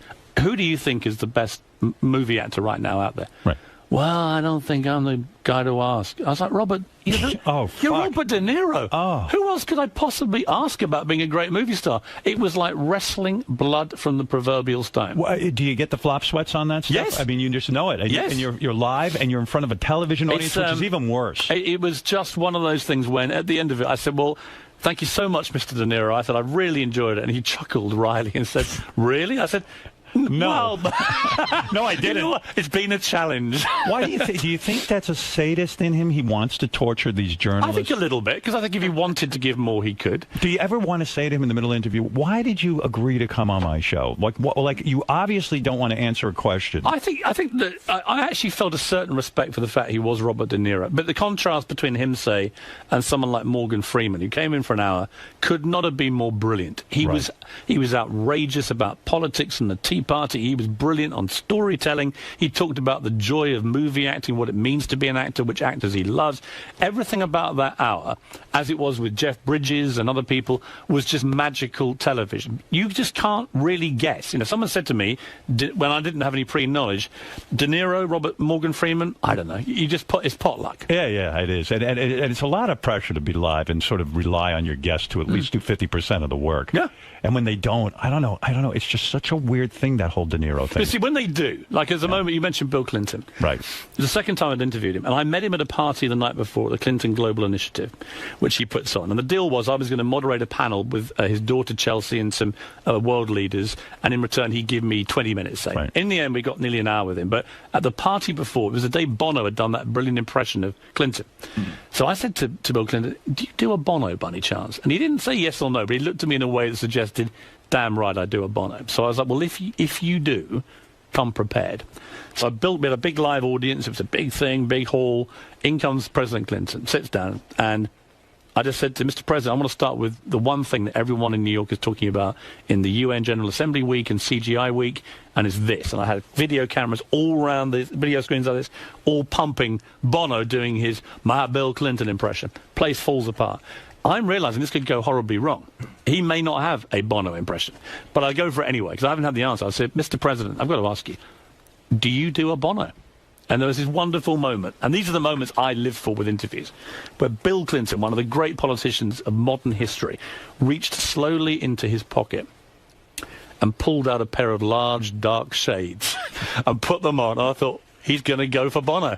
Now, it turned out he can't do Bono. It was awful. It was a pretty awful impression, but it brought the house down, and you had this whole riff about how my voice is so hoarse, I can only deal with three-letter names like One and Red, and even the band's called U2. You know, everyone loved it. So you feel good because you facilitated that moment? Well, not only facilitated it, but also you know that clip, because of the age we now live in, is going to flick. It's going to live on forever. 10 seconds, it goes around the world, and then it stays there. You were invited to a party. This is all. You have a new book. That's do. why you're here. That's why I should mention that. Shooting Straight, Guns, Gays, God, and George Clooney. Yeah, right. And it's in stores What's now. that name again? It's Shooting Straight, Guns, Gays, God, and George Clooney in stores now. And you can go to PiersMorganBook.com. And, of course, Piers' show is on 9 o'clock at CNN. You mentioned the book. You'll do anything for a guest. You're at Barbara Walters. Barbara Walters had some sort of party, right? And you bought... She thought it was incredibly rude. Who was the person you went up to at Barbara? It was in the middle of the Egypt uprisings, and I was a bit late, so she prepared this private dinner party. When I get there... Was it a private dinner party for you? Yes, it was in my honor. It was like a welcome to CNN in New York, and I didn't think who would be there, and I rang and said, I'm running late because of the Egypt uprising. I got there at 10 o'clock to find Michael Bloomberg, Nora Ephron, Woody Allen and Sun Yi. Wow. It was like an amazing collection of the most high-powered New York socialites imaginable. And there's only about 15 of them. Yeah, and you're like, hey, I can book my whole show here. Well, I'm thinking this is a target-rich environment. You know, I don't look at a room like that like normal people. I look at it and think, boom. So that's where I'm different than you. If I get invited somewhere and I see famous people, I mean, yes, I would like to have them on my show. Like Jimmy Kimmel's wedding, I met Jennifer Aniston. I would love to have Jennifer Aniston come on the show. But I would never go up to them at his wedding or anywhere. I will never ask someone to be on my show. Well, maybe Piers can tell you how it's done. Yeah, so what? Yeah, well, you just have to Piers had a terrible situation with that. Well, you have to be utterly shameless. So I marched up to Woody Allen, who I'd never met, and I just said, Mr. Allen, I thought, respect for a legend. I said, Piers Morgan, a new show at CNN, obviously, that's why we're all here. I just wondered, would it be inappropriate for me to use this opportunity of meeting you to ask if you'd come and do one of the first television interviews you've done in 50 years? And there was this dreadful silence. Now, is everyone listening to you ask? Or yeah, the room literally fell completely silent. This is during dinner. And this is just after, it's like drinks after, like coffee. And everyone's staring at me. Barbara has literally frozen. Yeah. And she suddenly goes, yes, it would be inappropriate! At which point it was brilliant, because everybody else then began laughing at the sheer ludicrousness of Barbara Walters, the most shameless booker in the history of television. You saying it was inappropriate of me to try and book somebody. Anyway, I picture Barbara tasering you, like take one of the taser things and just shooting you with it and knocking you down on the floor. You know what it is too, because Woody Allen then is put on the spot. He can't say no in a weird way, but he doesn't want to say yes, and he's like hamana hamana hamana. Yeah. And you're putting it out there because nobody ever does that. I never got near Woody Allen, and Barbara Walters never got near Woody. He doesn't do television interviews, but I must say the sheer discomfort of that moment was quite amusing. It is a shame that Woody Allen wouldn't do a television interview, even if you agreed to just stick to his movies and not get into his regular personal life. If you just stuck to the movies, to hear that guy talk is awesome. Well, the other great moment I had, which was, you would love this. So I'm at the Knicks, where I actually met you at another game about a week before. I go to the Knicks, and I'm with my publicist Megan, who I know whose charms you have often pointed out. Yeah. And yeah, I still don't know how you're not banging her. Like, he's walking around with this really super hot publicist. Unfortunately, she married my digital producer, which brought an end to that longing. But there we are. Right. So here we are. We're at the Knicks game. And Bill O'Reilly is at the other corner of the VIP suite where I saw you, with this commissaire with the big jacket and medals and so on. He's unusually tall, right? Aren't you? He's like gigantic. Yeah. I mean, even by your standards, he's gigantic. It's weird, right? He should be playing basketball. Am I watching it? He's when like you see him on TV, you kind of go... You get no sense of height, right? Yeah, right. And he's quite physically powerful as well. So there he is, towering over like this sort of feudal colossus. And I said to Megan, I'm going to go and introduce myself and try and get him to come on the show. And she said, well, don't be ridiculous. He's not going to do that. He's Bill O'Reilly. He's not going to do it. So you may not even know who you are. I said, of course he's going to know who I am. There's billboards in Times Square. The show's got this. But, so I march over. I said, Bill, Piers Morgan. Nothing. It's not a flick. I said, Piers Morgan, I've just joined CNN. You may have seen the promos. Nothing. That doesn't say hello, nothing. Just, Wow. So I said, I used to work for Rupert Murdoch. So we have something in common. I said, well, is there any, would you possibly do the show? No, I don't think so, no. So anyway, How This is rude. now really uncomfortable and and I think quite rude. So I walk off and I go back to Megan, who's laughing, and she said, he blew you out, right? I said, what a dick. And she went, he's not a dick, he doesn't know who you are. He's just Bill O'Reilly. So I said, okay. Anyway, we let it go. I was seething. And then about 10 minutes later, she says, he's walking over to you. Bill O'Reilly's walking over to you. With his 2 young girls, about 14.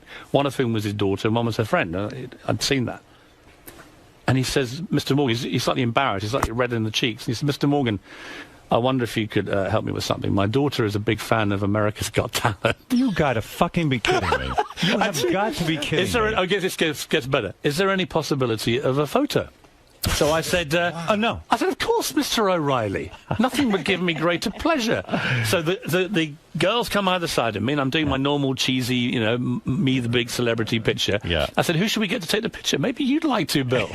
Bill has handed the camera. Now he's, like, simmering with volcanic lava. This is so great because when you have your kids, like, I would never ask someone for an interview. Wait. Yeah, there's the denouement, which you will love. As he goes to take the picture, the old commissaire in the blazer with the badges, whose job it is to protect the celebrities, suddenly flies in between us, arms up like Kevin Costner in The Bodyguard, and he says, no, we cannot have Mr. Morgan's privacy invaded in this way. I said, please, sir, I really appreciate your concern, but I'm very happy for Mr. O'Reilly to have this photograph. I'm always like, I'll tell you something. I must be old school. I get really uncomfortable being a dick to anyone. I mean, unless somebody did something really horrible. I agree with you. You know what I mean? I mean, what was Bill O'Reilly's point? Like, oh, you're working for the competition? I saw him again the other day. He knows I've dined out on this story, and it's in full glorious detail on the book. He knows this. So I saw him at some party the other night, and I just said, hey, Bill. And he just went, hi, Piers, and just walked off. And I thought, it's wonderful. He thinks he's like Emperor Nero. Yeah. And I was like, you know what, buddy? But what is that? Well, I've moved from at least blank to Piers. I mean, it's a movement. There is movement. But he's not liking you because you work for CNN? No, I think he is a dick. He's just a dick. He's Bill O'Reilly. But by the way, let's put it in perspective. He is kind of a dick because, like, I walked up to one time. I've seen him a lot of. He claims he's a man of the people, but he's always at every big highfalutin event. And I saw him in the Hamptons at some rich guy's house and stuff that he never goes to. But I'm amused by Bill. I watch his show too, and I remember he just walks up to me and he goes, I want to help your career out. I'm going to let you come on every Wednesday, and I'm going to give you this break. And I went, are you fucking kidding me? You really think I need your help? But he was dead serious. Oh, completely serious. But I have to say, on the other side, I like watching his show. Right. All the reasons that he is quite rude and dickish and bombastic and arrogant. It works in that setting. It is fantastic television if you're into that kind of thing. My dad came over to America for the first time ever last year, and he stayed in L.A. with my mum, and they were having a great time. And every single night, 8 p.m. without fail, he sat and watched Bill O'Reilly after he watched it the first night. He said, who is this guy? I love him. And my dad's like this conservative guy in his 70s. He went, I wish we had someone like him back in England. So if Bill ever wants another job, I can get him a gig. We might send him over to England. That would be a win-win. You try, in an ultimate balls move, you say in your book, you tried to get Rupert Murdoch. Yeah. To do your show. Yeah. The guy who owns Fox News. Yeah. And what was his response? Well, it was like I worked for him before, and I've always had a lot of time for Rupert. I like him very much, and I just kept emailing him, and eventually he went, Piers. He emailed back, Dear Piers, I said, on a chance scale of 1 to 100, give me something. Give me some hope of a possibility of an interview, Mr. Murdoch. And he said, Piers, on a scale of 1 to 100, your chances are less than 0. But I wish you every success with your show. But he likes you, right? He does, but he just didn't. You worked for him. That's probably why he didn't trust me. What was the fallout from? Do you address that in your book, all the fallout from you, with the Rupert Murdoch scandal? Yeah, I do address it, because it was a bit like, for me, it was like the Ghost of Christmas Past banging on the door. I hadn't worked in Fleet Street, the British newspaper industry, for nearly 10 years. They were trying to accuse you of being involved in this wiretapping. Right, the phone hacking scandal and so on. Yeah. To which I have always said, I never hacked a phone, never told anybody to, never asked anyone to, never been involved in it. So you were shocked by all of that? Well, I wasn't shocked that I was dragged into it, because I edited 2 big tabloids in Britain for 10 years, and this covered that period. What is true to this day, which never gets reported, but not a single person that worked for me out of maybe 1,000 people over 10 years at the Mirror has actually been charged with any offence at the paper in my tenure. So I've always felt the paper behaved within the law. But clearly other papers were up to some stuff, and it was unacceptable. But don't you think Rupert Murdoch owed you something of an interview? Well, it's funny. So we cut forward to the Oscars red carpet last year, and he's still with Wendy, his wife, then. Right. And as they walk down, I'm doing the live red carpet for CNN, and I see Wendy, and I said, Wendy, can you get Rupert? So she taps him on the shoulder, he looks over, laughs, and then he comes over. So my chances of less than 0 have just propelled to this is going to happen. I did a very funny interview with him, 2-way on the red carpet, and eventually I said, but Mr. Murdoch, I can't let you go without asking you this. I said, how do you feel about the fact that CNN's now on the rampage ratings-wise, and clearly Fox is in big trouble? And he just looked at me, burst out laughing, and went, I'm relatively comfortable, thank you, Piers. But I've got a lot of time for him. He's a very polarizing figure, but he was very, very good to me. He took me when... Did you spend personal time with him? A lot of personal time with him. And did you go on the yachts and the whole thing? Well, when I got the job, it was an amazing story. When I was 28 years old, I was editing the equivalent of page 6 on The Sun, the bizarre gossip column, and had very little experience other than that. I get a phone call, and it's Rupert Murdoch wants to see you in Miami. This is in 1994. And I get flown that day, first class to Miami, and I'm told to meet him in the lobby of the hotel. And are you like a kid at that point? How old are you? I'm 28 years old. 28 years old. Yeah. And now one of the richest, most powerful newspaper guys in the world. At the top of his game, that's cool for me. It's like Don Corleone saying to the Undertaker, it's time. And do you think it's going to be a good thing, or are you getting fired? Well, he wouldn't bring you all the way there. I was just thinking, why would he fly me out there just to say you're fired? I'm 28, no way. I'm a pop editor. Right. So I get there, and he says, okay, we're going to go to the beach. I said, okay. So we literally, the limo drives to the beach. We get out. He takes his shoes and socks off. So I follow. Is he wearing a suit? He's wearing, no, he's wearing like a jacket and chinos. Yeah. And we then walk for 3 hours up and down Miami Beach together. And what's fantastic, I remember it, because I used to do a bit of TV at the time and promote myself in the column, and it was always me and my mate, some celebrity who'd never heard of me, that I'd ruffled up to at a party or something. I was stopped a couple of times on the walk by British tourists saying, all right, Piers, mate. Hello, mate. Who's your buddy? I was like, if only you had any idea who this guy is. This is the guy who controls your life. This is the most powerful man in the world, arguably. And it was a brilliant masterclass. So that's why I've always said there's another side to Rupert. He loves newspapers. He loves news. He loves television and movies now. But his first love was newspapers. It was a masterclass. It was like... What do you mean? He brought you there to tell you how to do your job? How to be a newspaper editor without telling me what I was going to be getting. And then he made you the newspaper editor. Well, then he didn't say anything else. So we discussed newspapers, we discussed world events, we discussed politics, we discussed show business, all sorts of stuff. And at the end of it, we got back in the car and we went back, and he didn't say anything else. What do you think he wanted to check out, if you were just a good dude? I just thought even that seemed ridiculous. Why would he fly someone like me to do it? I knew something was going on. Anyway, we went to a party that night for Fox affiliates. He just bought the NFL for Fox. And Dave Hill was there. Do you know Dave Hill? No. One of the great unsung geniuses of world television. He came from Australia, rough, brash, Aussie, larrikin type. He went and created Sky Sports in Britain, which was groundbreaking sports television. He then came and created Fox Sports here, again, at this time, groundbreaking television. One of the geniuses, and a lovely guy. So I go to this party that night, and I'm standing next to Dave Hill. And Rupert Murdoch comes along and says, Dave, meet my friend Piers from London. He's the new editor of the News of the World. Oh, wow. Just like that he breaks... That's how I found out. Wow. Now, the editor of the News of the World meant I'd just been made editor at the age of 28 of the biggest-selling newspaper in the world, 5 million copies every Sunday. 28 years The old. oldest newspaper in Britain, 150-odd years old, a piece of absolute British life. And I went home that night and I thought, wow, okay, well, my life, whatever happens, is never going to be the same again. Wow. And it wasn't. That's how he makes the announcement, huh? That's how he told me. Yeah, that's pretty dramatic. Yeah, so it's like with Simon Cowell taking me to America for America's Got Talent. I owe these guys, and I'm sort of the old school loyalty when it comes to that. So when people want to berate Rupert and say he's this, that, and the other, I saw so much else to him, which told me that he was a great guy, loyal guy, smart guy, a magnificent visionary. Now, he's not perfect. He doesn't claim to be. He's not an angel. Yeah, I think a lot of people in show business get pissed off at him because he's probably also the guy who sits there and sticks the paparazzi on them and does all this kind of stuff. But he's also the guy that pays them $30 million a movie. So you got to take the good with the bad. You got to have the good with the bad. Right. So with all the controversy now, CNN, every day in the paper you'll read you're being replaced either by Katie Couric or some new guy now. To be fair, that has been going on since I started. Is that getting to you at all? No, because I think that... but it's humiliating, right? I mean, it's like, well, what do you mean? And when you walk in the building, everyone looks at you and goes, when you walk into CNN, they're like, oh, there's Piers, dead man walking, he's walking in the building. Yeah, but for a dead man, I walk with such pride and magnificence. You don't let shit bother you. I couldn't give a damn, no. I mean, is that really true? Look, because you have a huge ego. I know that. And a healthy ego. Here's the thing, Howard. Yeah. From that moment, I was made editor of the News of the World at 28. I have had people, the moment I walked into the News of the World newsroom, I was the youngest person of the entire staff. I looked at all these faces and I thought, They want me to fall flat on my face. That's right. I had exactly the same feeling when I got the CNN job, replacing the great Larry King, who's this upstart Brit from America's Got Talent, Celebrity Apprentice. I talk about all this in the book.